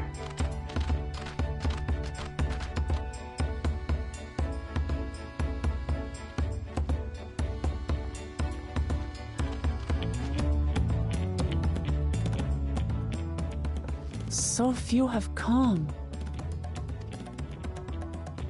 Patience. Once Ihihana gets underway, no Hanu will be able to resist joining in.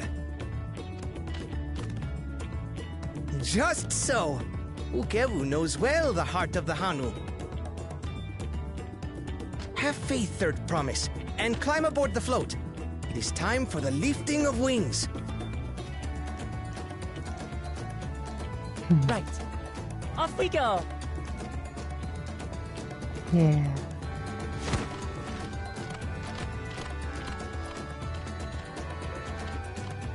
Ihihana is a prayer for bountiful harvest.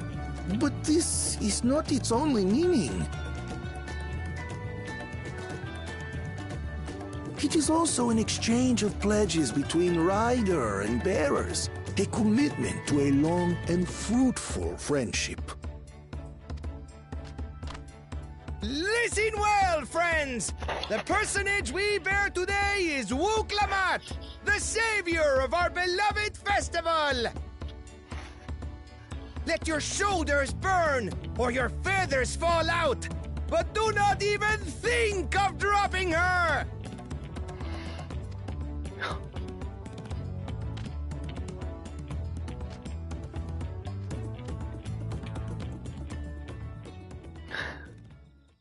Ready and...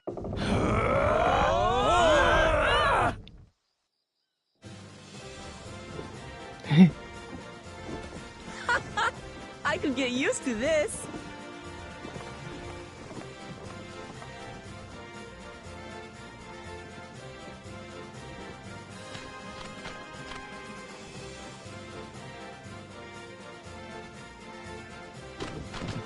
Will empty bellies stop you from joining in the fun?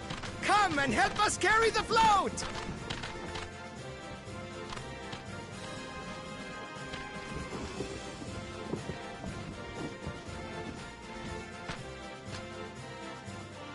Well, well, well. To see the day that Dawn's promise would ride our boat again. We've not had the honor since you were here, Gulul Jaja.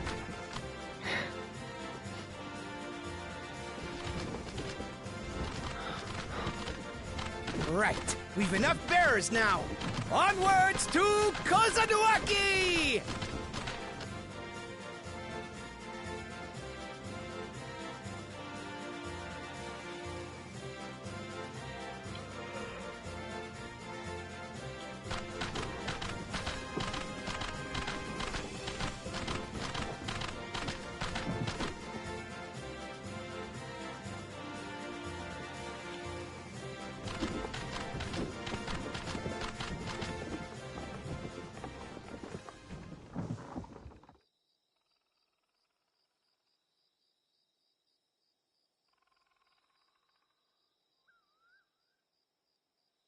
Watch well, for you are about to bear witness to the true glory of Ihihana. Oh, wow.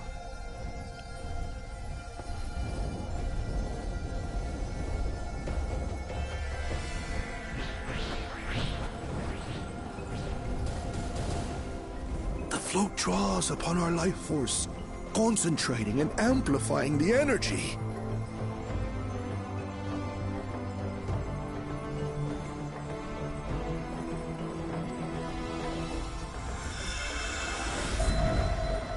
Kishaihi then receives that energy and expels it in a great burst, where it showers down upon the land to replenish its vital currents.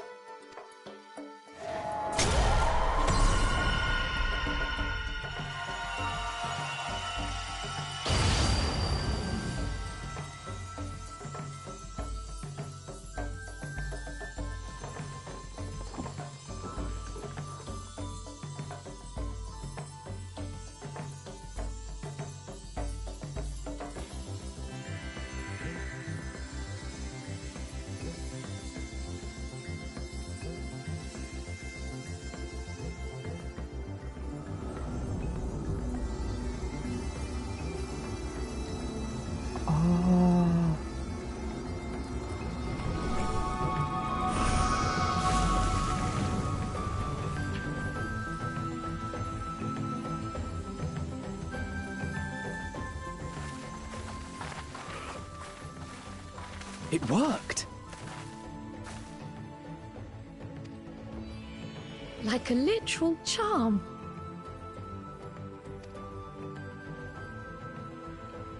The float really was helping the reeds.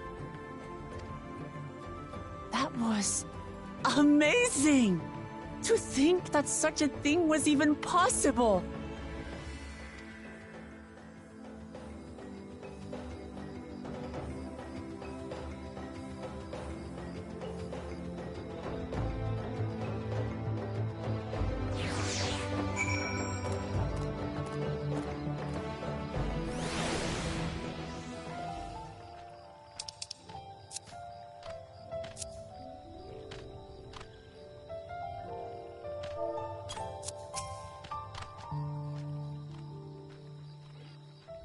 I was too quick to dismiss the idea that the float had arcane properties. I think I wanted to believe that no one knew more about the Ihihana than me. As it turns out, there are many things I have yet to learn.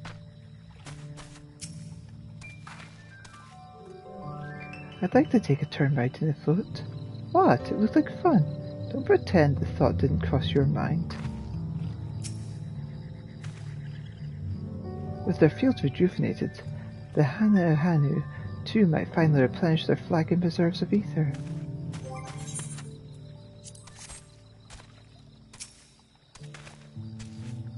I wasn't sure what to expect, but the festival was admittedly impressive.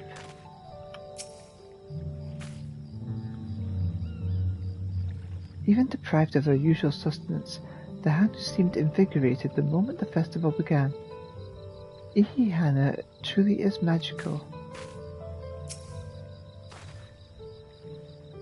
I told you, didn't I? Spectacular.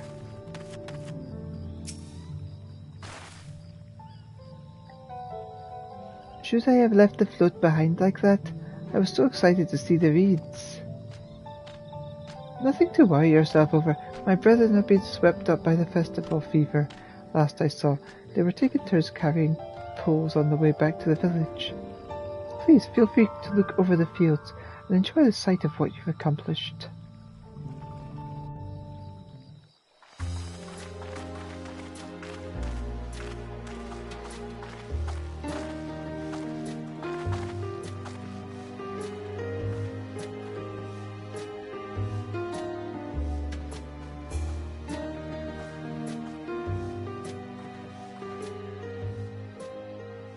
Some of them still look a bit sickly. I imagine even the harvest magic has its limits. If the Hanu continue their festival tradition year after year, though, the entire field should eventually recover. Where does that leave us with the feet, then? You've got nothing to fear on that account. Our situation could never have resolved itself. The revival of even a single reed would have served to demonstrate your commitment to the task. That you recognize the nature of the float and found a near-perfect solution in Ihihana proves your dedication. What's more, I don't think I've seen the festival produce such impressive results since I was a mere chirper. We have been lax in maintaining the float, diluting its magic and reducing Ihihana to hollow theater.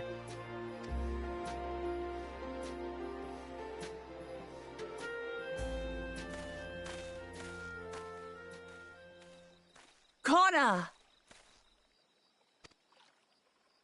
I was delayed by an unpleasant encounter, but it seems I arrived at a good time.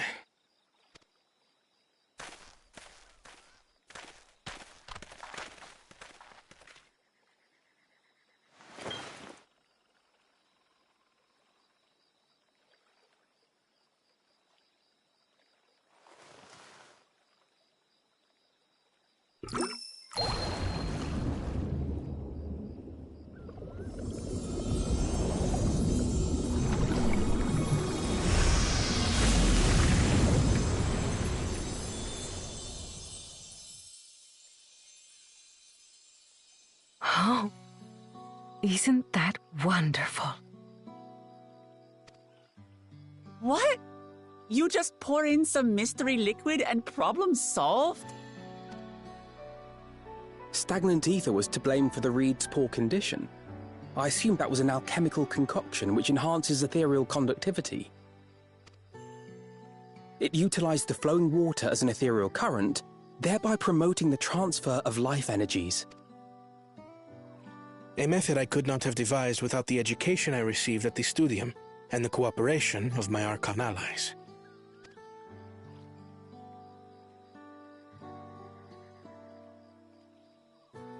Archon allies?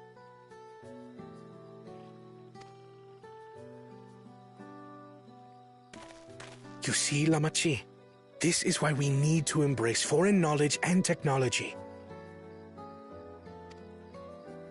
Employed appropriately, they make light work of what would otherwise be arduous labor. There's no need to lug around heavy floats.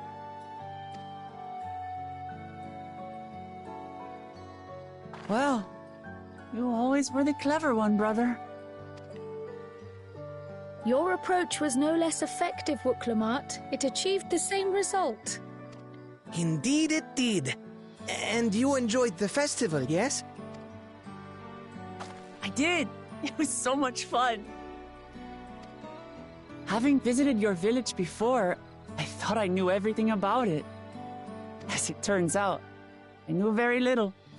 About the reeds, about Ihihana. With all I've learned this time, I feel as though I've really come to know the Hanu. And I like you even more now than I did before.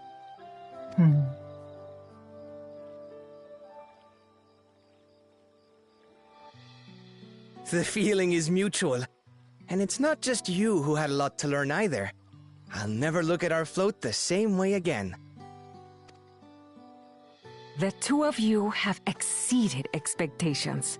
Come forth and claim your stones.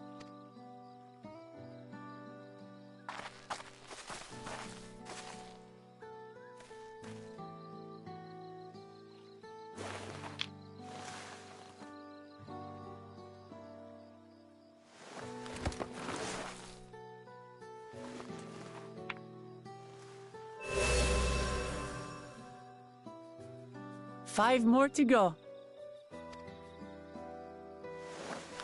And on to the next.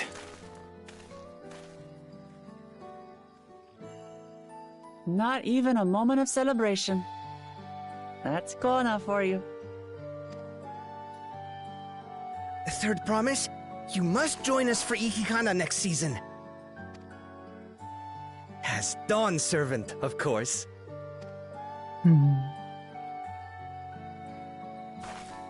Right. It's back to Turihiola for now.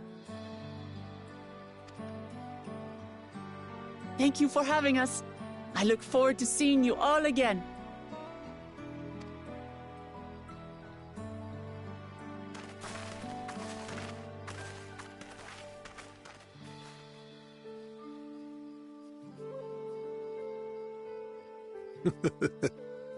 These are interesting times indeed.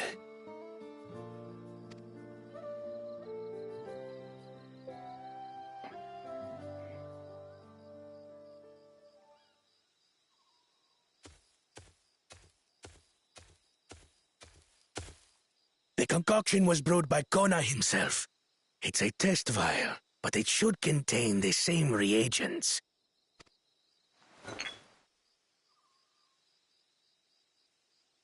Good work.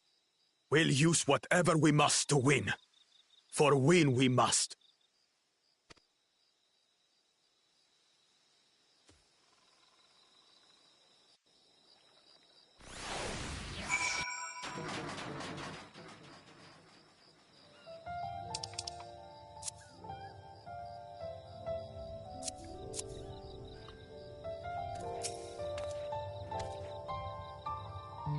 While Koina seems a distant sort, he strikes me as a man who likes to keep others at a distance. That makes 2 out of 7 keystones. So far, so good.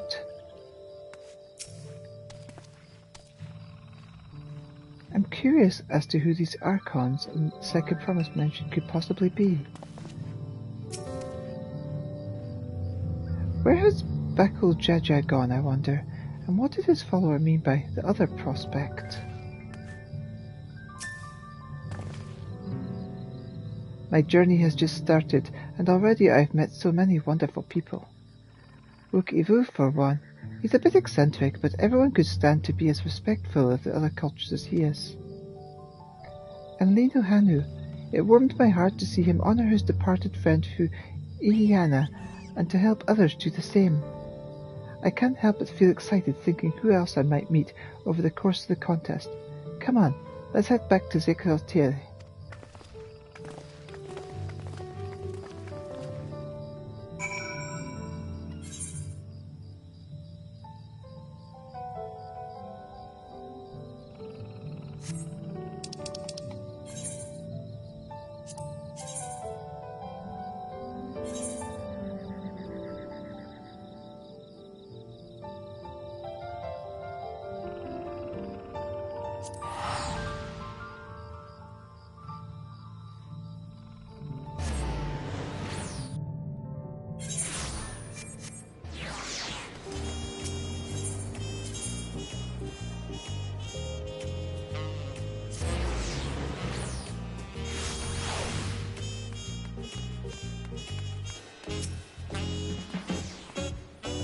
When Buklamat declared her intentions to save the festival, I feared where it would lead us.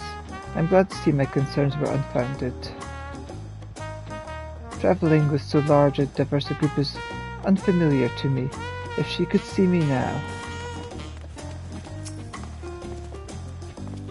The Hanu's festival must be central to their traditions as the sun drop dances to the Vanu. I have not forgotten our obligations to Buklamat, but it's moments like these when we can immerse ourselves in the cultures of others that fill me with anticipation for new experiences this adventure will bring us. I noticed Zoral Jar was not at the Hanu village. Yet in a contest like this one, it is only a matter of time until the claimants are pitted against each other in direct competition. I pray we don't cross paths with Bakul Jaja at the next feat.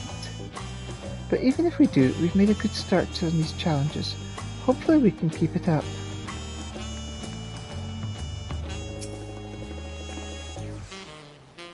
Look at us. The contest has barely begun and already we have 2 keystones. Surely even my talented brothers aren't doing this well. We can only hope.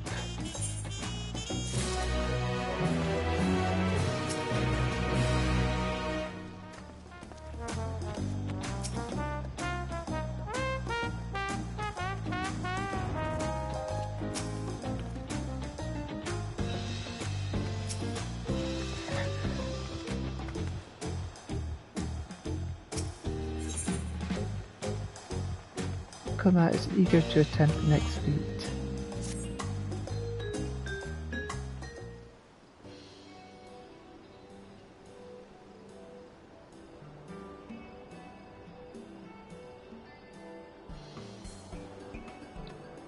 We've now won keystones from both the Feat of Reeds and the Feat of Gold. Surely that means our approach to the contest was the right one. So it would seem. By continuing to retrace Gulal Ja's journey as presented in the saga, we should find the remaining electors in turn. Then let's visit the giants next. Like Kyle said, the fact they were searching for the Golden City might mean they know something useful. The home of Yokhoi is in the upper regions of Upper Kokosh. Unless you're keen on scaling the cliffs, we'll have to take the long way round through Kozumuka. This route will take us close to the Moblin village, which is another important location in the saga. Since we'll need all the keystones eventually, it makes sense to pay them a visit while we're passing through. So we call on the Moblins first then. Let's head there right now. I'm afraid right now is going to be a problem.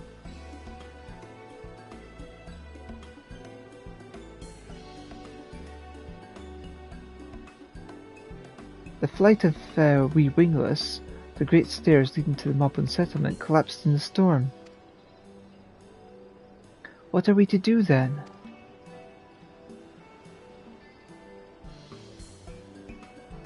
There is an alternative, but it requires preparation.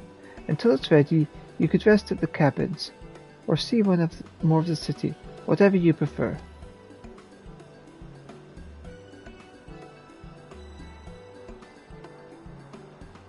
Just to be sure, you'll accept any method of travel as long as it gets us to our destination? Of course, what do you take me for? Then as your guide, I will see to the arrangements. Well, it seems we have some free time on our hands. Let us make the most of it.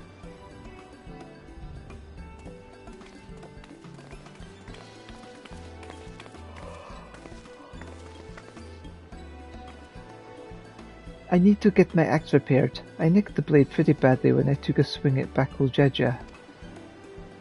That reminds me, I never got around to introducing you to Rupli, did I?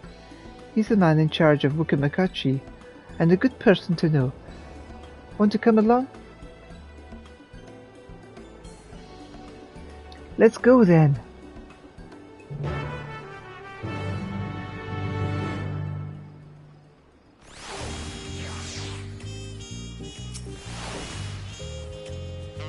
Ready? The markets of Wukamakachi are to the east, on the other side of Bayside Bevy.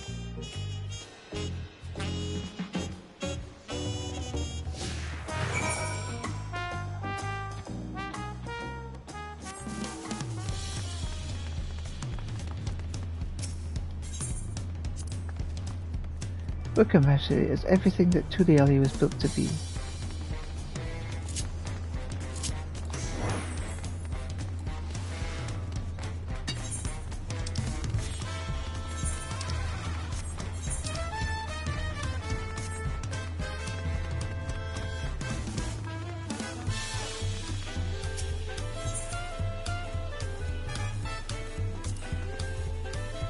This is Aunt Teal's Tacos, named for its owner here, the lovely T-Soil.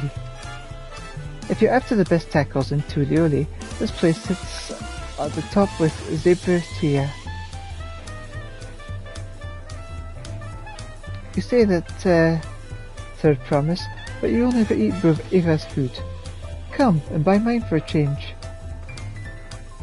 Sorry, Cecil, it has been a while, hasn't it? I swear I'll stop for a bite once the contest is over.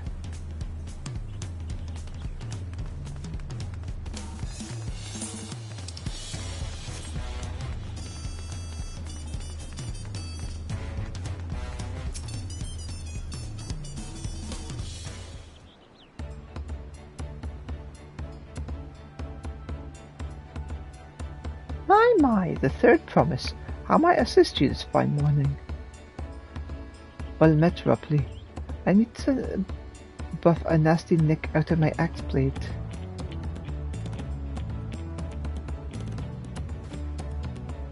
Yes, it's been chipped quite terribly. Trying to clean rocks again, were we? Something like that. Think you can fix it? You stand among Turo's most prestigious gathering of artisans and ask this question? 'Tis child's play. We'll have it repaired for you in 2 shakes of an alpaca's tail. Good to hear. I leave it in your capable hands. Who's your companion, if I may ask? This is Elita, a great adventurer I recruited from across the salt. I brought her here to meet you, actually. Thought she might have reason to visit Waramakichi sooner or later. Then allow me to introduce myself. I am Ropley, humble representative of this grand centre of trade. A pleasure to meet you, Elita. Hey.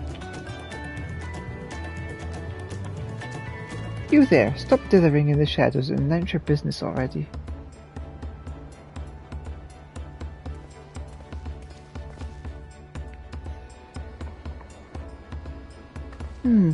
I've seen that man somewhere before.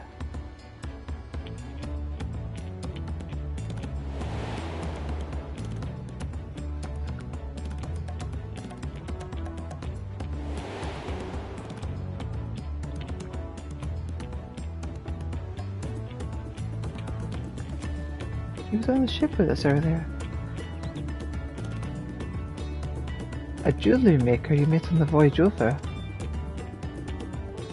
Oh, I remember. I spoke with him too. Fonjin Tane.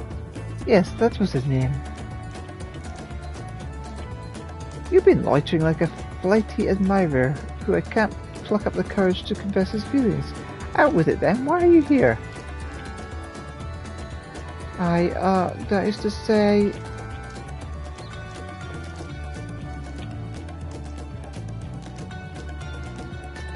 we're no closer to solving that enigma. I wonder if you could use someone to talk to. I say we go and ask. Let me know by link pearl if you find him first.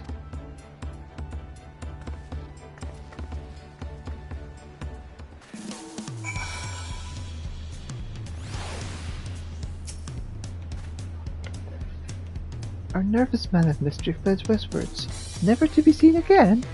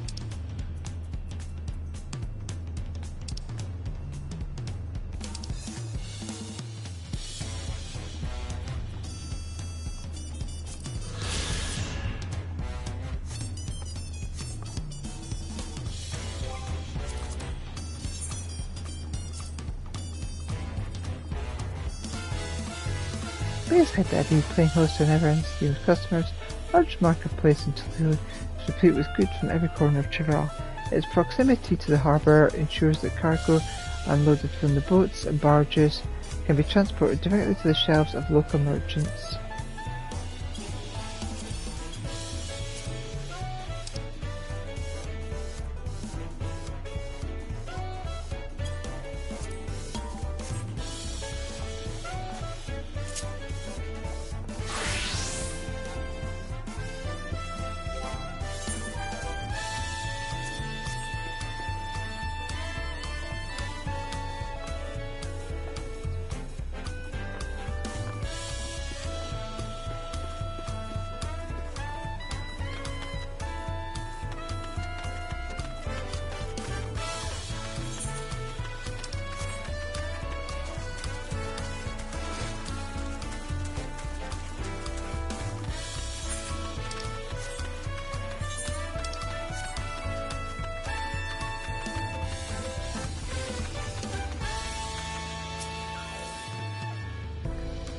You were conversing with Master Ripley, but wait. We've met before, haven't we? On the ship.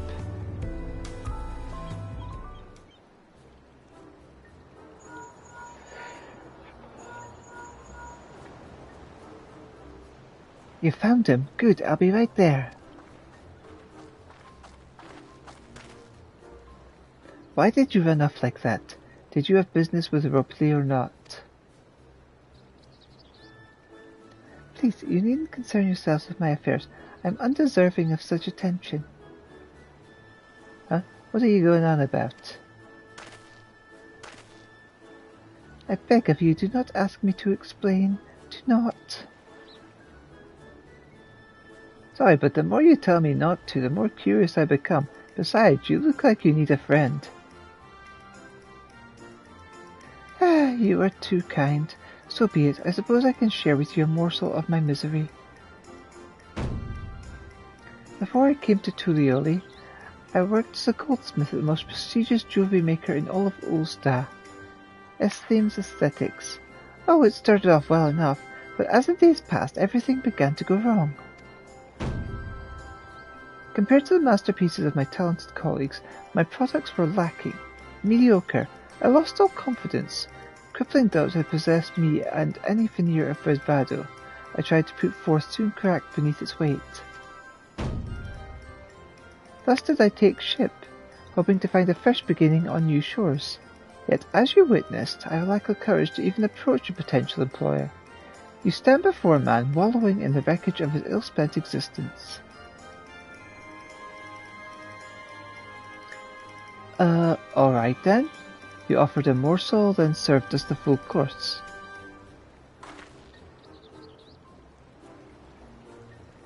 You must have really wanted someone to hear your story.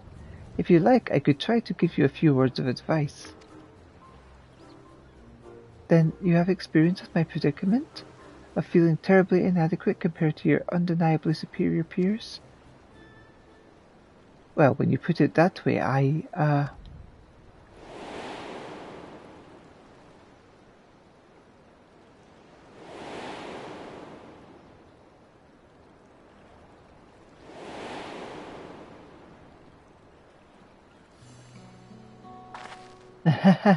Not me.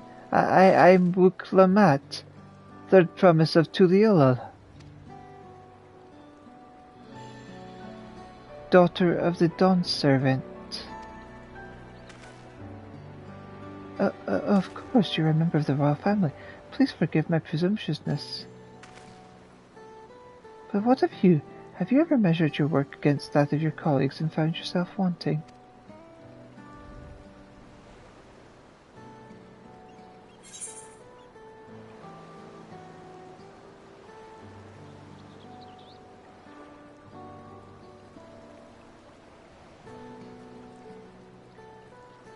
You can't measure your worth by the success of others.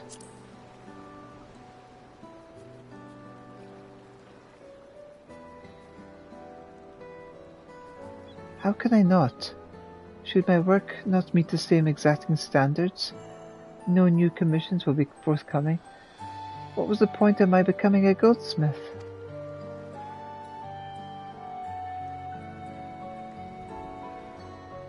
Looking back, 'twas my father who inspired me to take up the trade. His exquisite creations brought radiant smiles to the face of his clients, and I admired him deeply for it. But in the course of striving to be as great as a goldsmith as him, I lost sight of my original motivation. All I ever wanted was to spread joy through my craft as he did.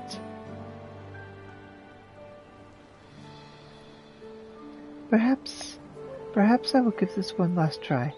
Thank you both for reminding me what is truly important.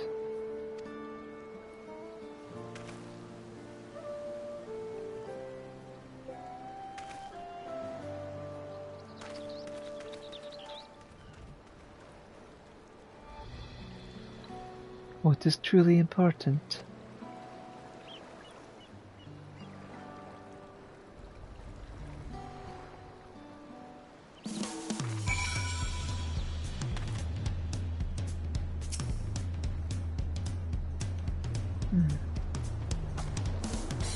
Oh, sorry, Elita, I didn't mean to ignore you, but yes, I'm glad to see Fortunate is giving himself another chance.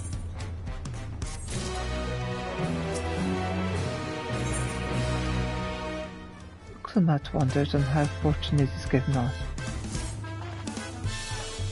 I can't help but wonder if Fortunate will follow through.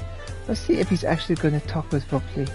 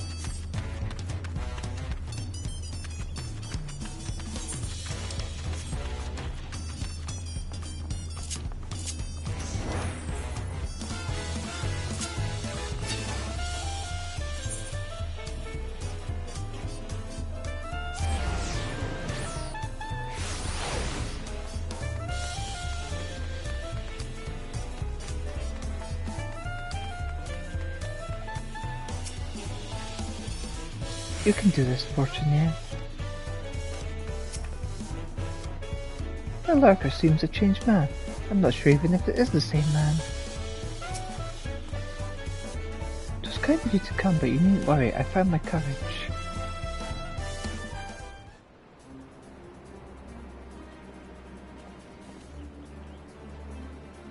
Pray accept my apologies for my earlier behaviour. My name is Fortunate. I'm a goldsmith from Ulda in faraway Eordia.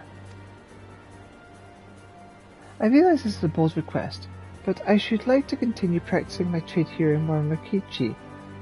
If you would have me, I ask only for the opportunity to bring happiness to others with my creations.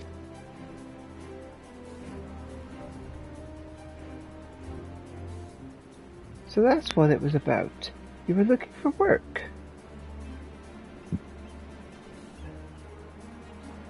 Consider yourself hired. Warmakichi is always in need of skilled craftsmen and women. I'll handle the necessary paperwork. Can you start tomorrow?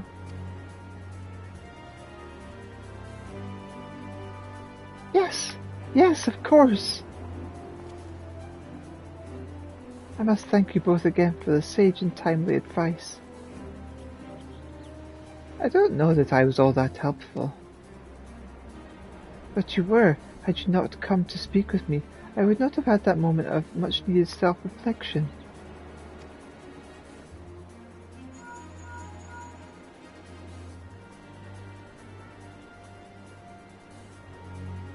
The arrangements have been made. Come and meet me at the entrance of High Tide Harbour.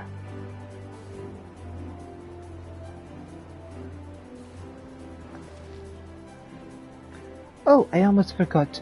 Do you have my axe ready, Ropley? Ready and waiting.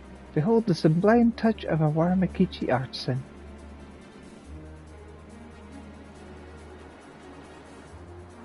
Oh, it's as sharp and deadly as the first day I held it. Thank you.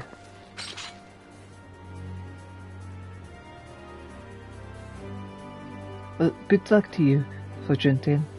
Let me know if the doubt creeps back in. I'd be happy to talk you out of it. As for us, we should head for the harbour. We wouldn't want to keep Erenville waiting. Ah, damn, we're gonna go by boat, aren't we? I know better than to hold myself to the impossible standard. The only thing that matters is the joy my craft can bring to others. Always happy to add new arts into the ranks, so let me know if there's anything else I can help you with.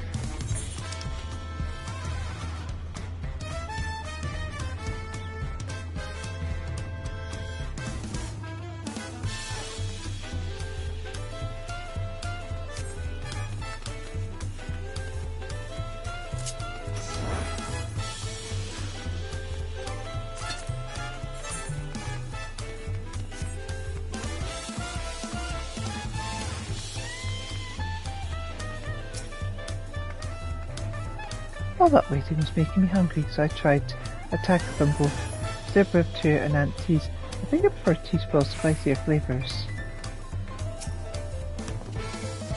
I want to re-examine the Tulioli saga. Should we continue apace, we shall soon come face to face, or rather face to knee, with those enormous Yokhoi. I am told some of them tower over even the hulking Gulojaja.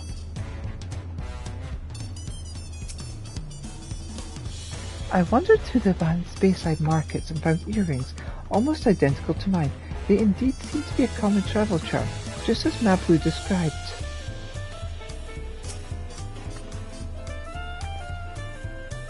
I wonder what Erenville's alternative means of travel is.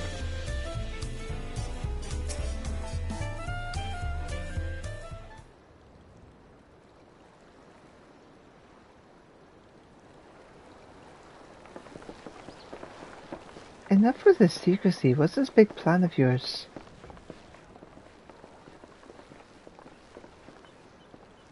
Look there. That is my big plan.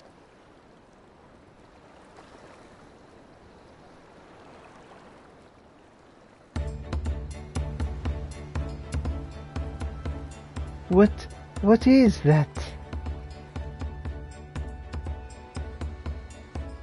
It's a Putin, you see. She'll be pulling her boat upriver.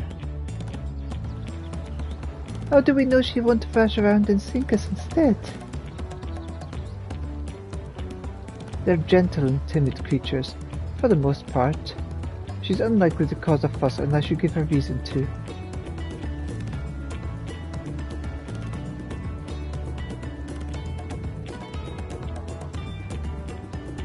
First alpacas, now puninities. We're relying a lot on animals for this journey. We should be thankful we have an animal expert as our guide then.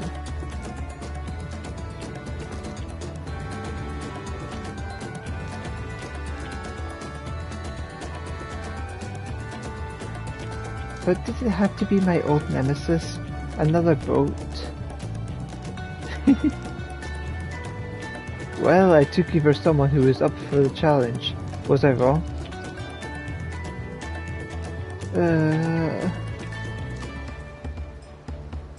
Long ago, when fighting still raged between the clans, the inhabitants of Kozina rode these riverboats to move swiftly through hostile territory. But the vessels see little use with Tural now at peace, so I was able to borrow one of the few which remain. I did consider it digable, but the pilots warned me that the updrafts near the falls would make landing difficult.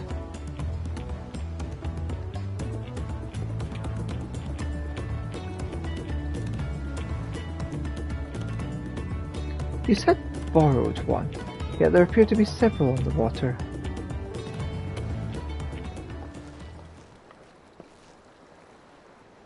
Go on,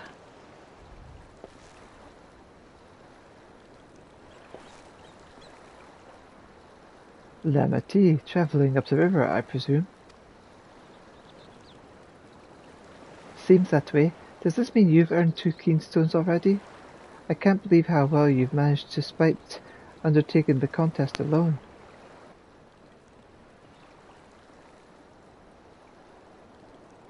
I was never alone. I've had my own entourage with me since the beginning. My friends, it's been, well, not that long. Thancred, Urianger, what are you doing here? Escorting a promise, same as you.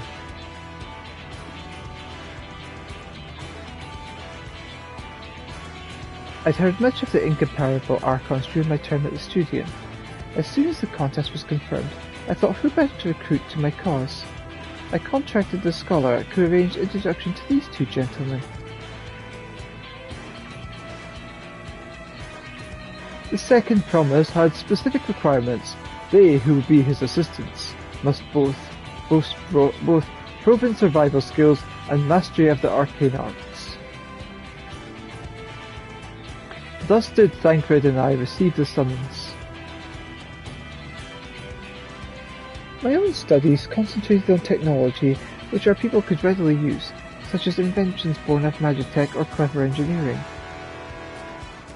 Where magic was concerned, I covered only the foundation. Knowing you two, I expect you had other reasons for accepting the job. A few. The nation of Tulioli spans an entire continent. Depending on who wins the throne, the world may plunge into instability once more. Ever have we striven to preserve peace? Where is our place, if not here and now? We did our due diligence, of course, and made sure of who we were working with before agreeing to this endeavour. He's even more opaque than Urianger at times, but is surprisingly... That's quite enough of that, we must be on our way.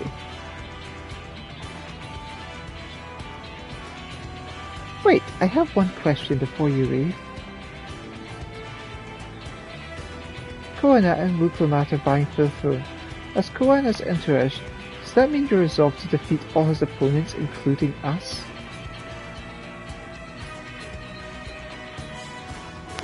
We're sworn to do all in our power to win this contest for Koana, even if it means competing against our own comrades. We intend to hold nothing back, and expect you to do the same. And we won't disappoint you.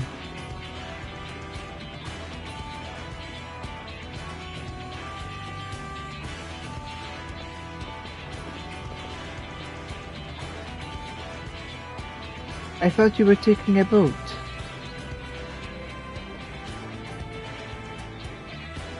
If even you have been forced to travel on water, then the others will be doing the same. I would rather walk than risk confrontation on a leaky barge with no possibility of retreat.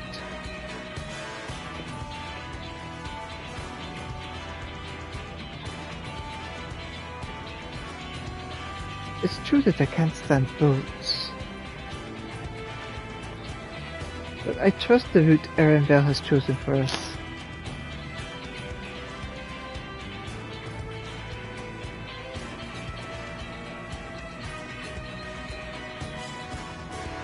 Leave the handling of the punity to me. Should the other wildlife attack us, however, I may have difficulty keeping her under control. Do your best to draw them away, as far from the front of the boat as possible.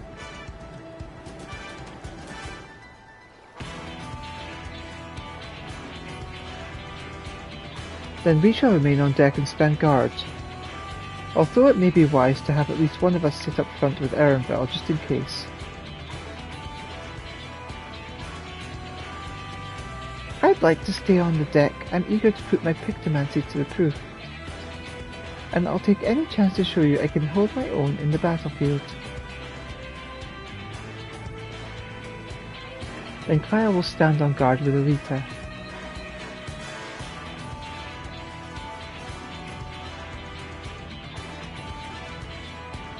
I'll keep Erenville company then.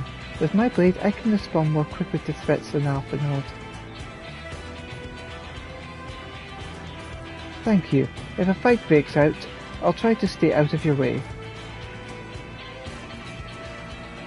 Then I shall endeavour to provide aid where it is needed. I can do that as well.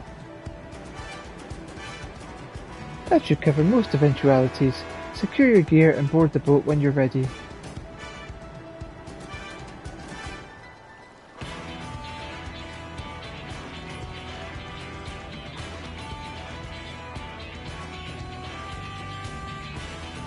Yeah.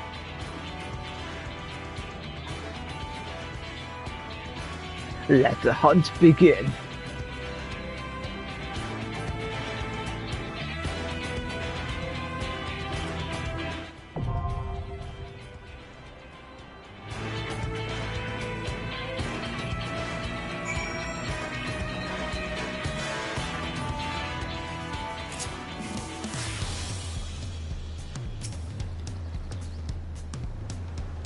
Gohan had decided the river route was too risky, but I wonder how the other claimants had planned to travel.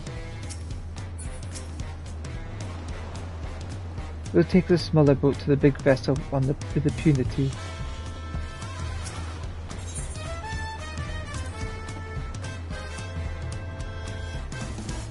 As Koana said, once we're on the boat, there'll be little room to fight and nowhere to run.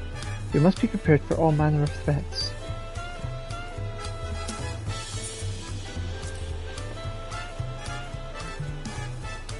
We can't stand here all day debating dangers ahead. We have a contest to win.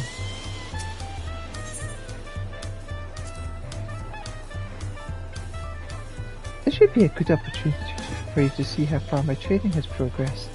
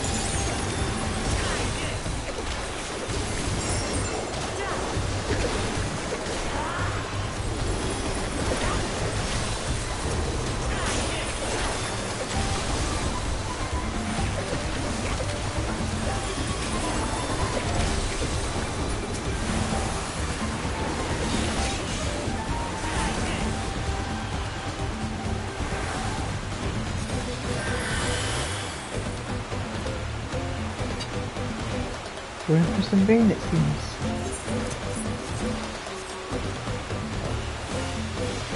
Added buckle jar ahead of us. Be ready for anything. I knew it. Yes, come closer. We have something for you. A gift courtesy of blessed siblings.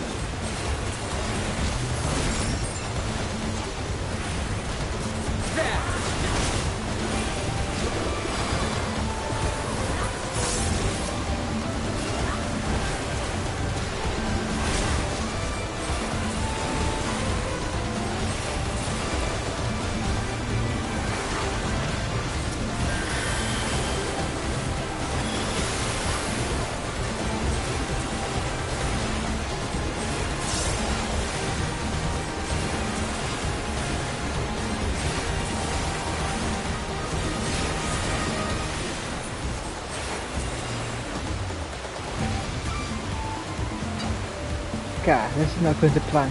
We'll just have to improvise.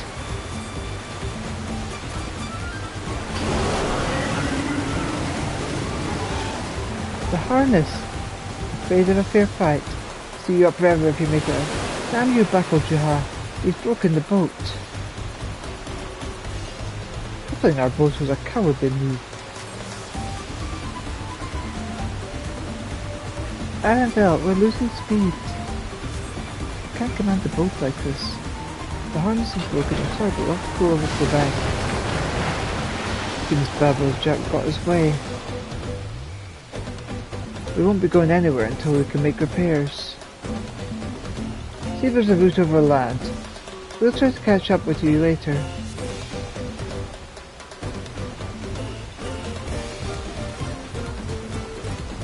Of course, whatever you need.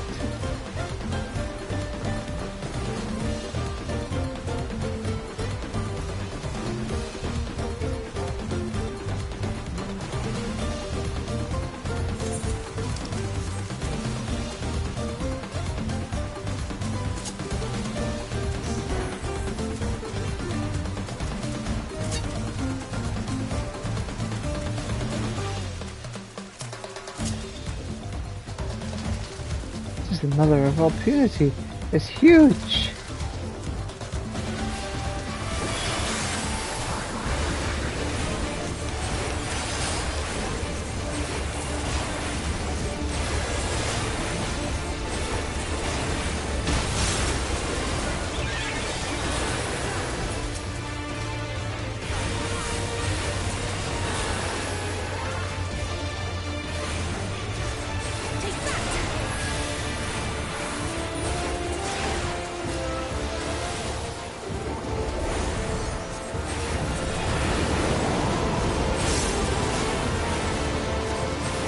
The sheer force, don't get caught in it.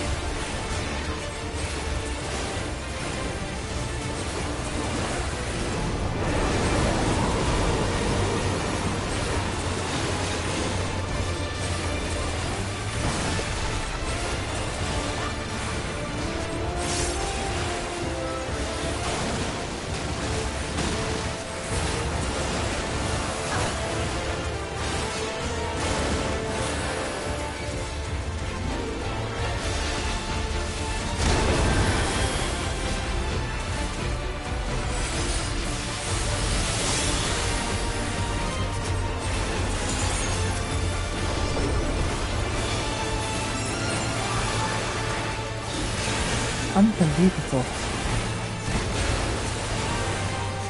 This should do it! Back off!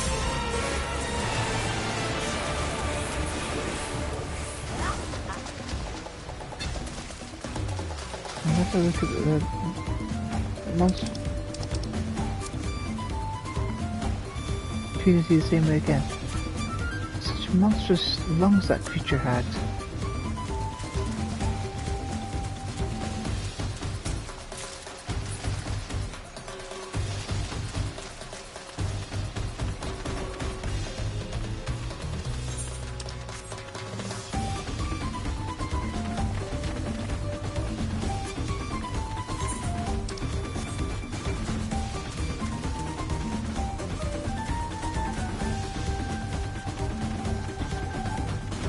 Wherever it is, the path leads onwards.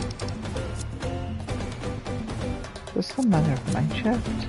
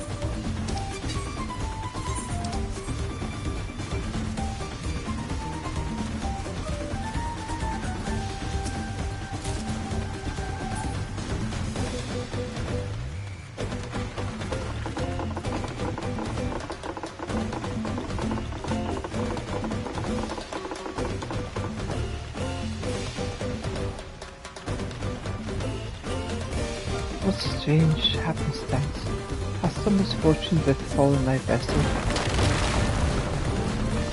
Apologies, friends. It appears you'll be taking the long way around. We'll have to find another route. The cheek.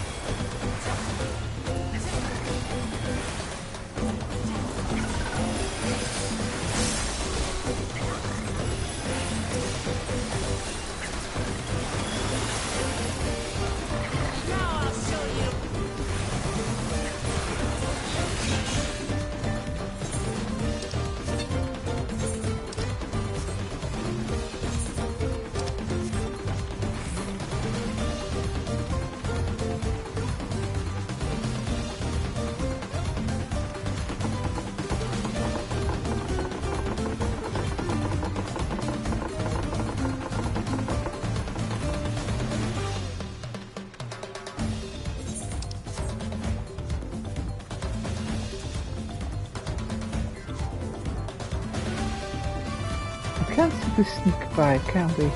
Not likely.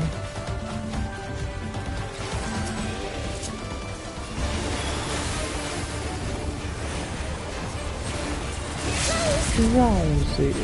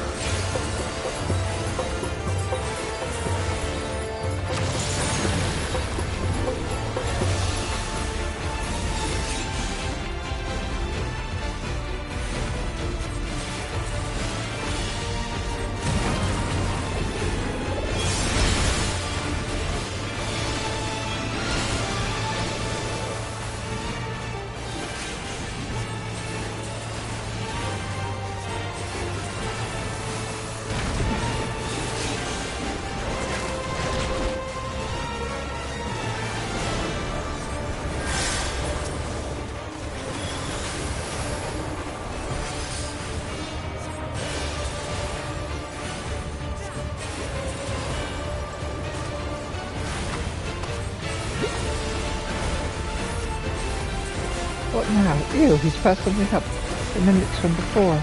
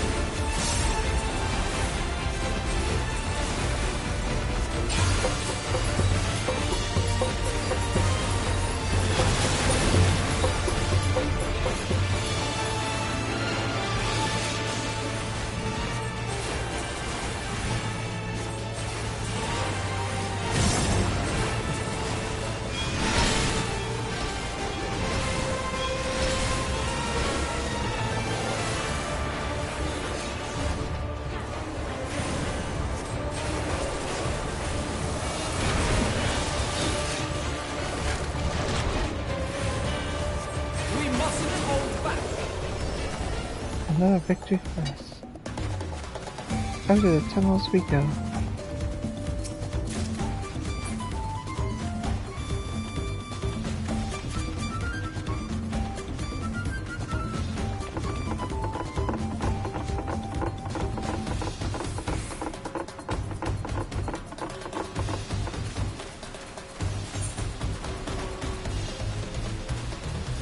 Emerge somewhere up river. And let's press on.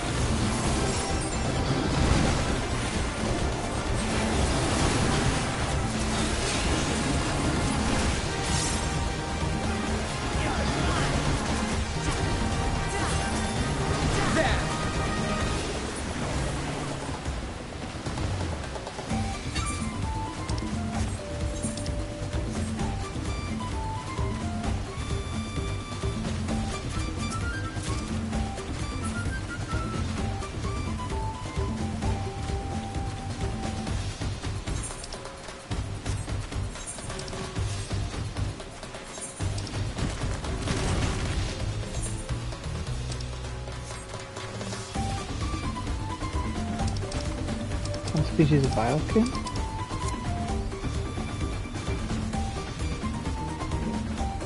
Who's below? What? What was that?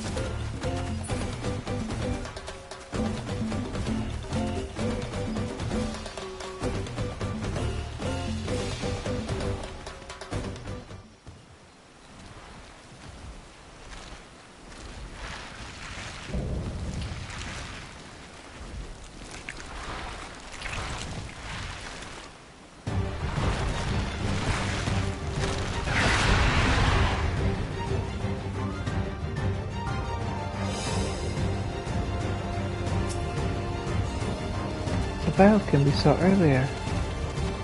My axe for a giant boot.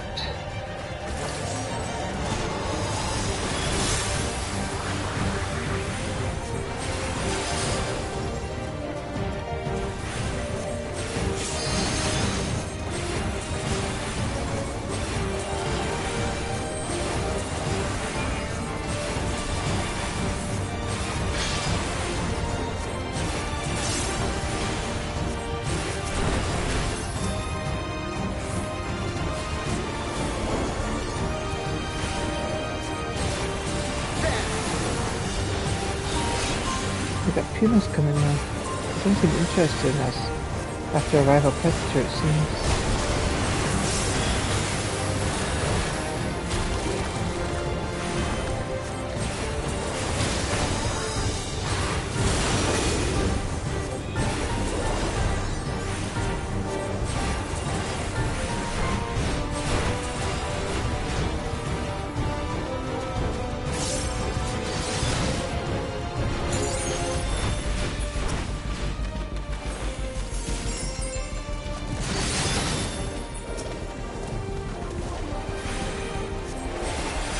Careful, it's much faster now.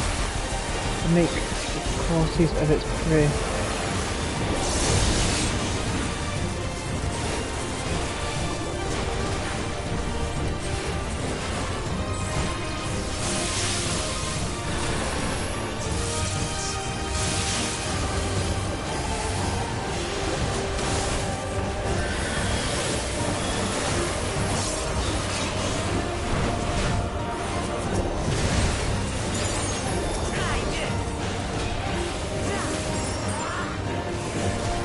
For the power beneath us.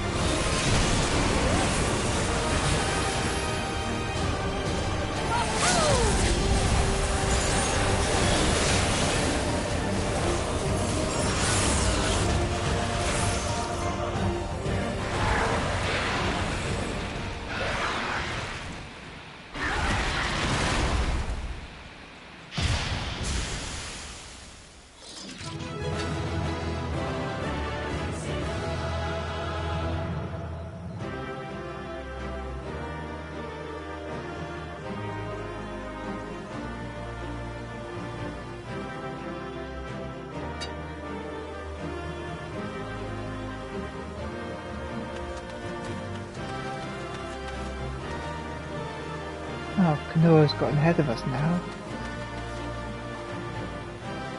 That's the biggest bug I've ever seen. I hope I'll see an Armville alright.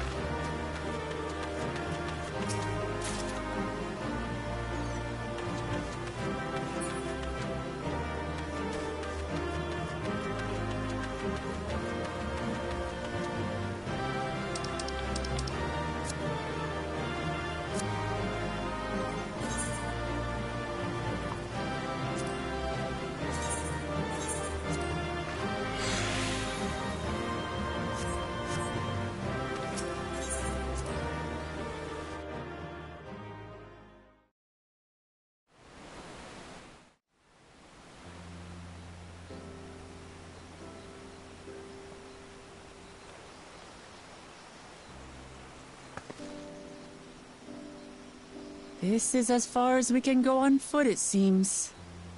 We'll have to head back and see about fixing the boat.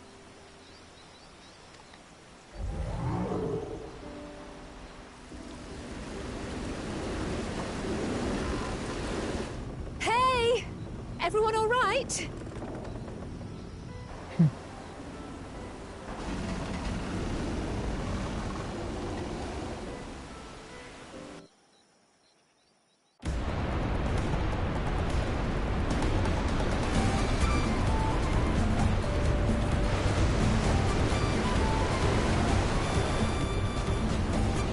I was worried we might not catch up to you.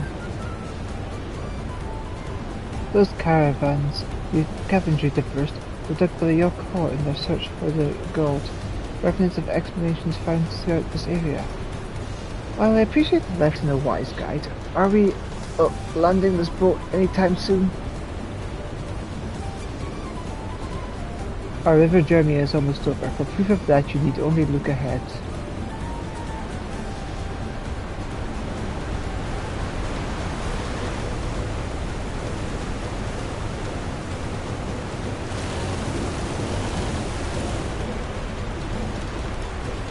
The falls were impressive enough from a distance, but it's almost too much now. Yes, amazing. Now please let me off.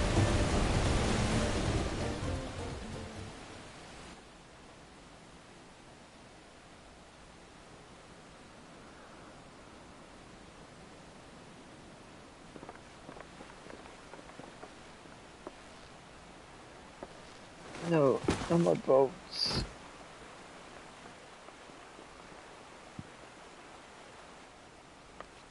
Are you... Oh, you're not alright. I should be surprised if she was. Even without the nausea, we're all spent. There's a mountain shelter nearby, a resting spot for those who've ascended the stairs. I suggest we make use of it. That would be a welcome respite. Have you the strength for a short walk, Wuklamat? We can rest along the way too. Damn it all.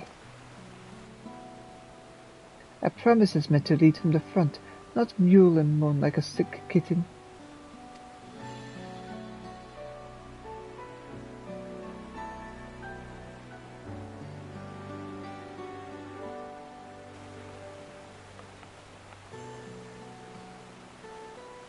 Wuklamat.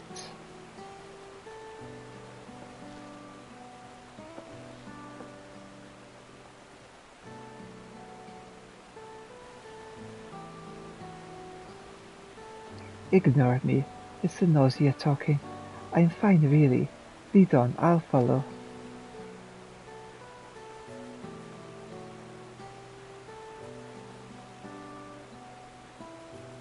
Very well, but if I might say one thing. Just because you're a promise or a claimant for the throne doesn't mean to say you can't be seen to struggle. You needn't bear this burden alone, so please don't hesitate to talk to us. We're always willing to lend an ear.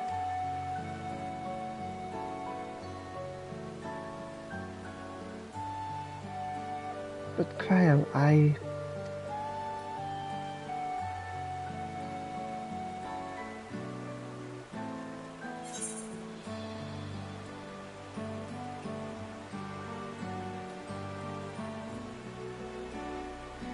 being on others is a skill all leaders require.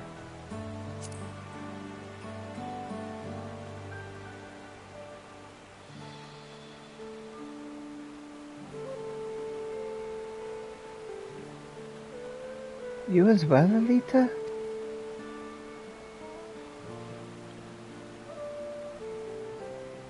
I've always believed this is my problem alone, but perhaps you have the right of it.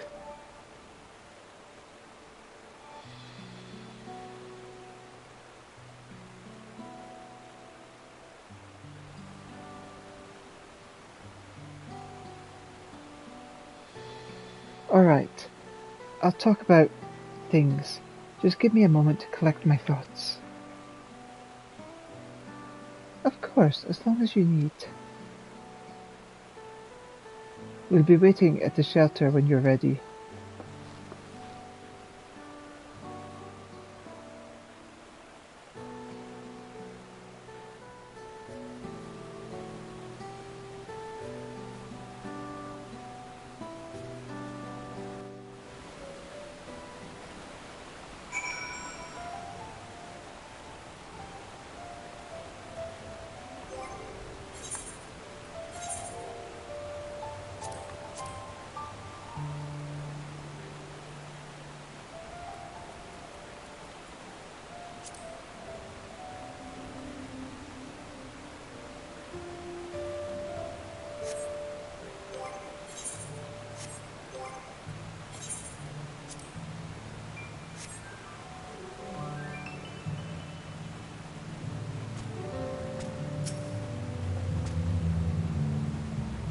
I've long felt that I could never tell anyone when I was confused or hurting, that admitting to weakness would bring shame to Papa's name. But if you say you're willing to listen, then there are things I'd like to talk about. Come on, let's go catch up to the others.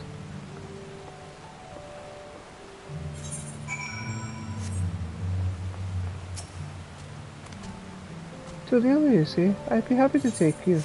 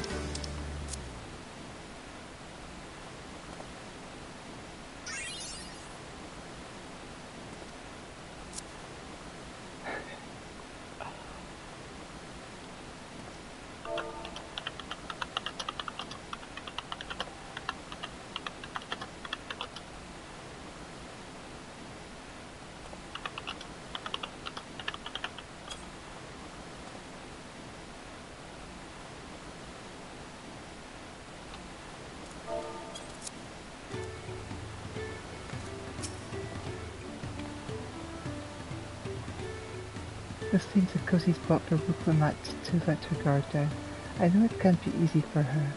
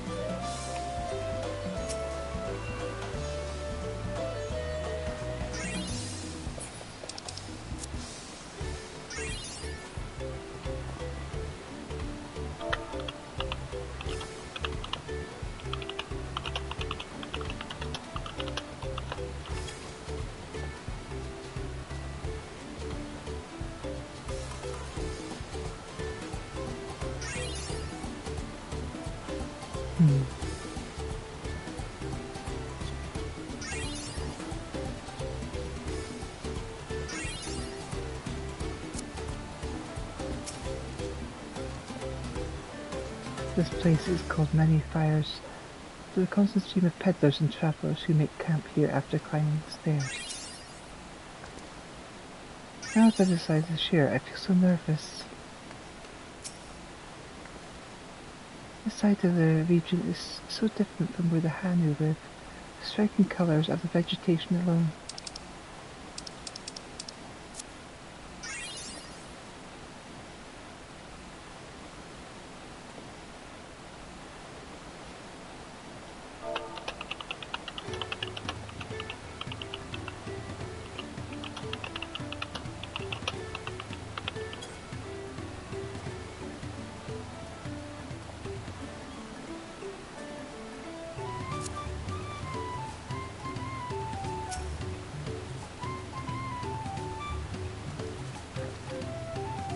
We should stop here for the night.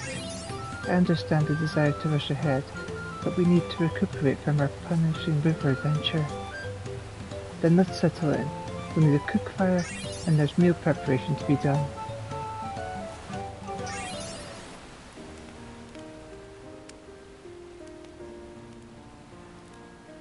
I've been meaning to ask, but how does one become the adopted child of the Dawn Servant?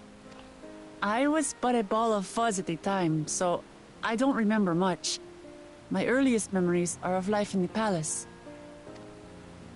All I know is that I was born in Ikbrash, a village in Yaktel. But I've never bothered to return there. As far as I'm concerned, Ulul Jaja is my only parent. I quite understand. I have no memories of my birth parents either. For a while, I wanted to learn who they were. But over time, that curiosity waned. Galuf was my dear grandfather, and he was all I needed. So our situations were quite similar.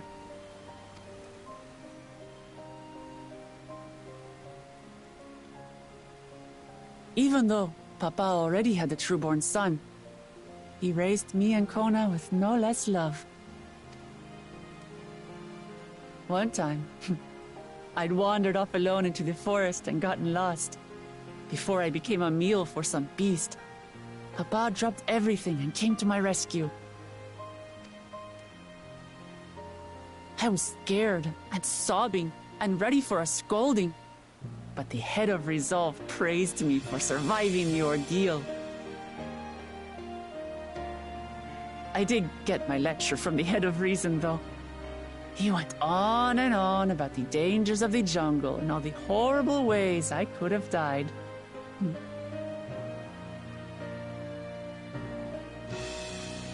Growing up, Papa was kind and patient, but a tyrant when it came to training. Now, of course, I realize he was preparing me for my duties as a promise. For all the good it did. There's so much I failed to learn about my own country. Whether it's alpacas or Ihihana, I hardly know anything. I've lived such a sheltered life, yet convinced myself I understood Tural and its people.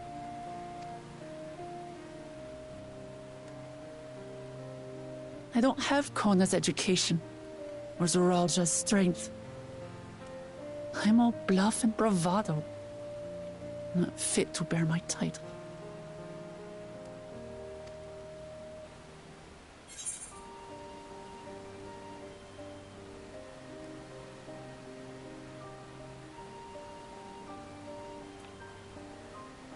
Why do you want the throne?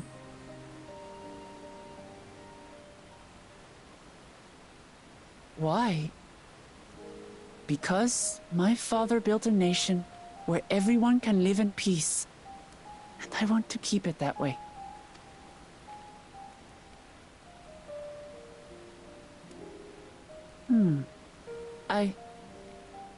I think I see what you're saying.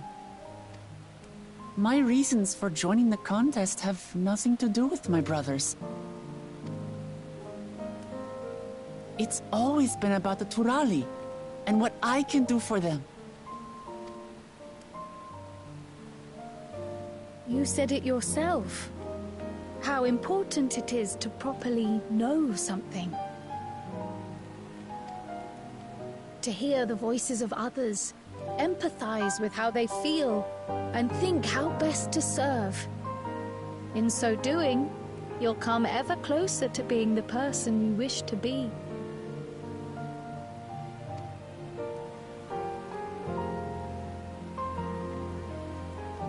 I'm sorry, everyone. I've been a fool. From this moment on, I'll stop trying to be the promise I'm not. I won't feign strength to hide my weaknesses. Step by step, I'll learn all there is to know and love about Tulihyolal and my fellow Turali.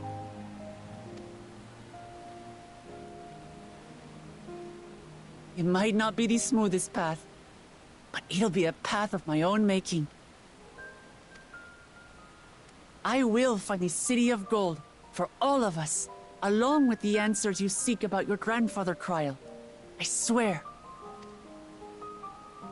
I appreciate it, Wuklamat, but you needn't take on that burden as well. Galuf Baldessian dedicated his life to protecting people from all manner of threats. As his granddaughter, I wouldn't wish to endanger others for the sake of a personal investigation. So let's just concentrate on winning the contest. We have a shared goal, and, if at all possible, I'd rather we enjoy the journey.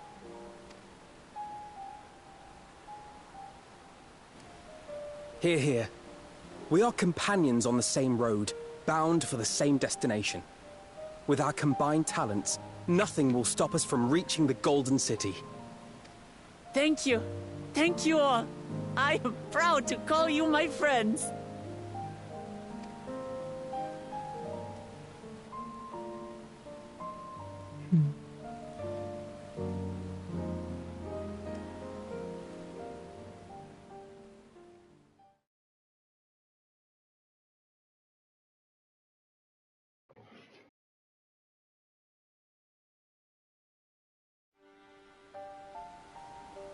Thank you. Thank you all. I am proud to call you my friends. They seem to be enjoying themselves. Are you sure you don't want to go and say a word to your sister? Nay, there is no need for that. But what of you two? Wuklamat's allies are your comrades. It must feel strange to be rivals. Helping you has made us rivals, aye. But we're not about to break into fisticuffs over it. Unless, of course, it is a matter of winning or losing the contest. Then I'll have no qualms about putting Alize on her rear. Despite our long history, never have I been given the chance to test myself against our companions. The thought stirreth within me a most unexpected sense of competition.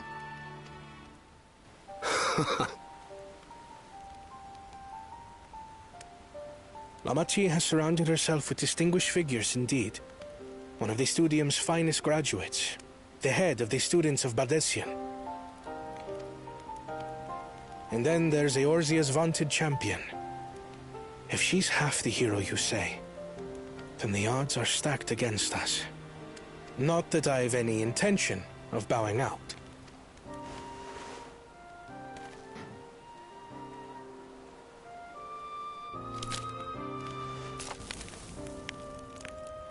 Our time in Urkelpacha only served to strengthen my resolve. We saw how a single storm cut off the alpaca roots and threw my people's lives into disarray. Such uncertainties are why I advocate for the adoption of Sharlayan innovations, that Tuli Yolal might know greater stability and prosperity.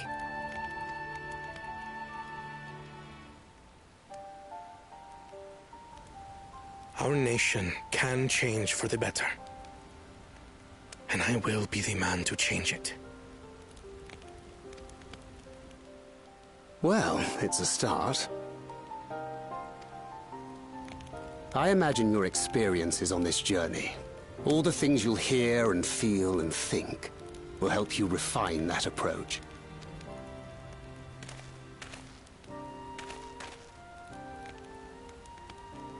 But to return to the subject of the rite, I'm a touch concerned by the condition for victory. The claimant who breaks the seal becomes Dawnservant, not the one who performed the 7 feats first.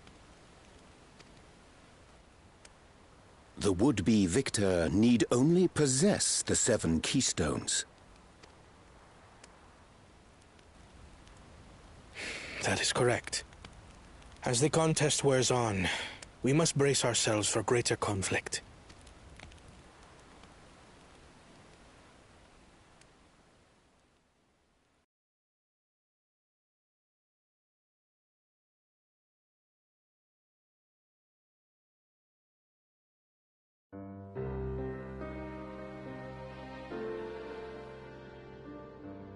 Your rivals still lag behind. The second and third promise may have recruited competent lackeys, but none compared to you. How can they hope to compete with the resilient son? The only child ever sired by a two-head. Only the ignorant or foolish could fail to see that you were born to be Dawnservant. Such titles mean nothing.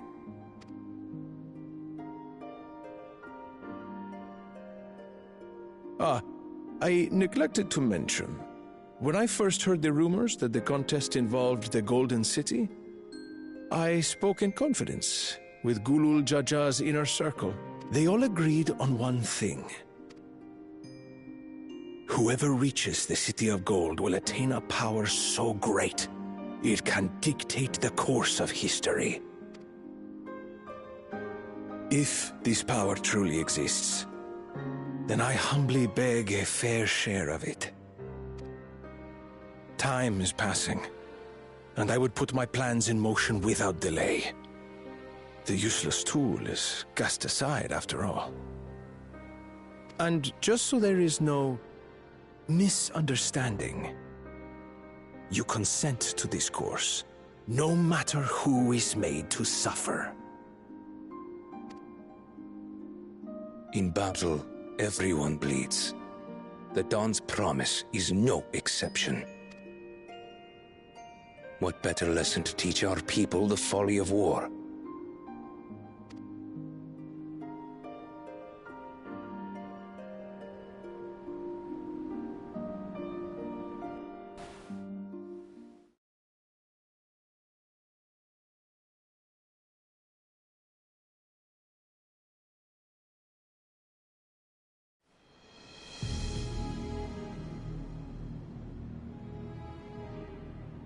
I was hoping for a good scrap, but this bloated sack of bile was no challenge at all. I wonder if the house cat is dead yet. Be a shame to lose a plaything, but we'd still have 2 more. If I may ask, Chosen One, what are your plans for Tuliyollal after you take the throne? Plans? What makes you think we care about all that? We care only about the contest and proving our superiority. That would surely please Mother and Father. Yes, and when we become Dawn's servant, we'll drive out the weakling masses and invite our king to live in the city. Fine idea! Our family deserves better than that rotten jungle. But do it then. We must catch up to that one-headed pretender and remind him of the natural order. I made it. I thought we were missing someone. Where have you been? Oh, I feared I was done for when I fell from the boat. Yet, somehow I made it. Oh, my arms, I can barely lift them. If I could just rest a moment. You expect us to wait for you? Those who can't keep up will be left behind. My brother has spoken. March, or be fodder for the beasts. But I followed the teachings. Everything I've done, everything I've sacrificed, all has been for the blessed seedlings. Wait. Don't leave me behind! I'm begging you!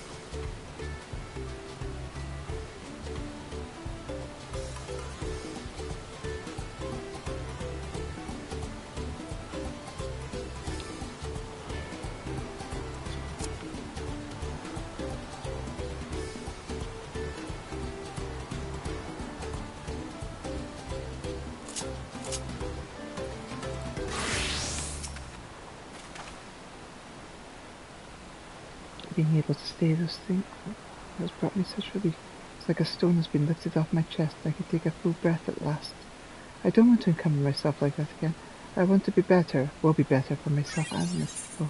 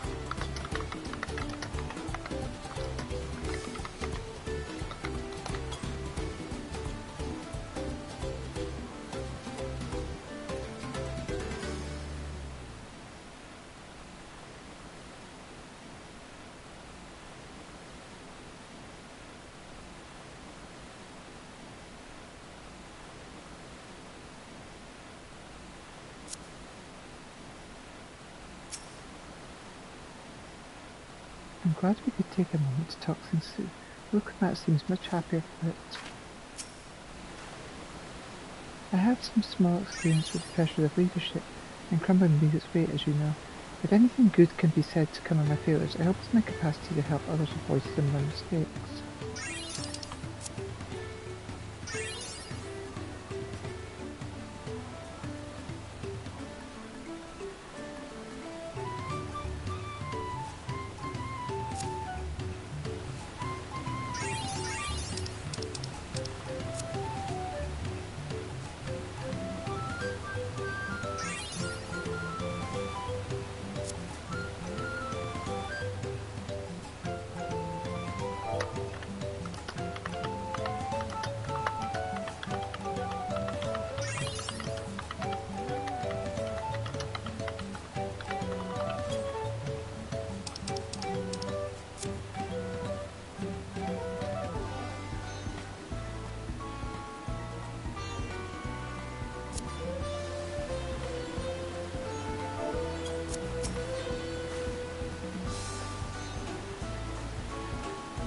It doesn't matter if Wilkmat's scared of alpacas or gets sick on boats. It doesn't change who she is or what she means to people.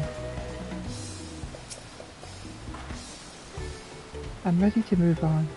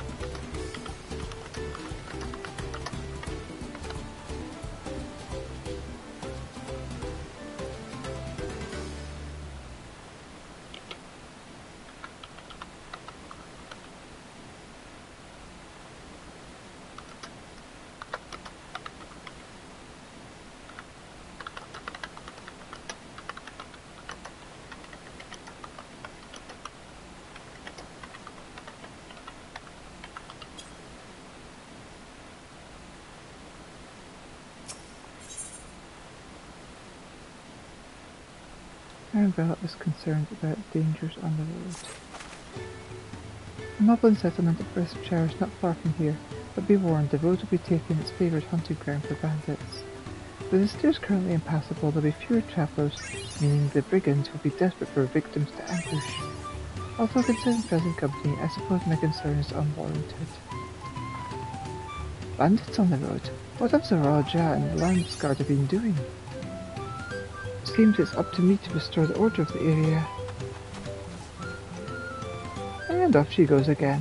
For now we'll head west and aim for the bank of the second river.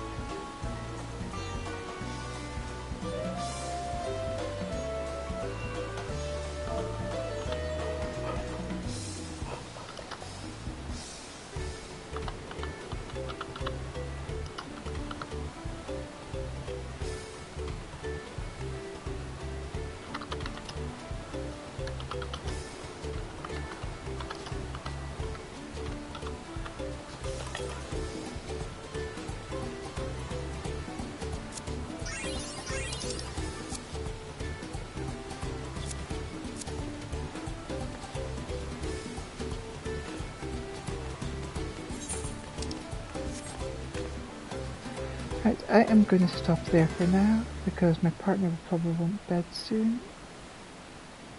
Take care, my darlings. Love you all. Mwah, mwah, mwah.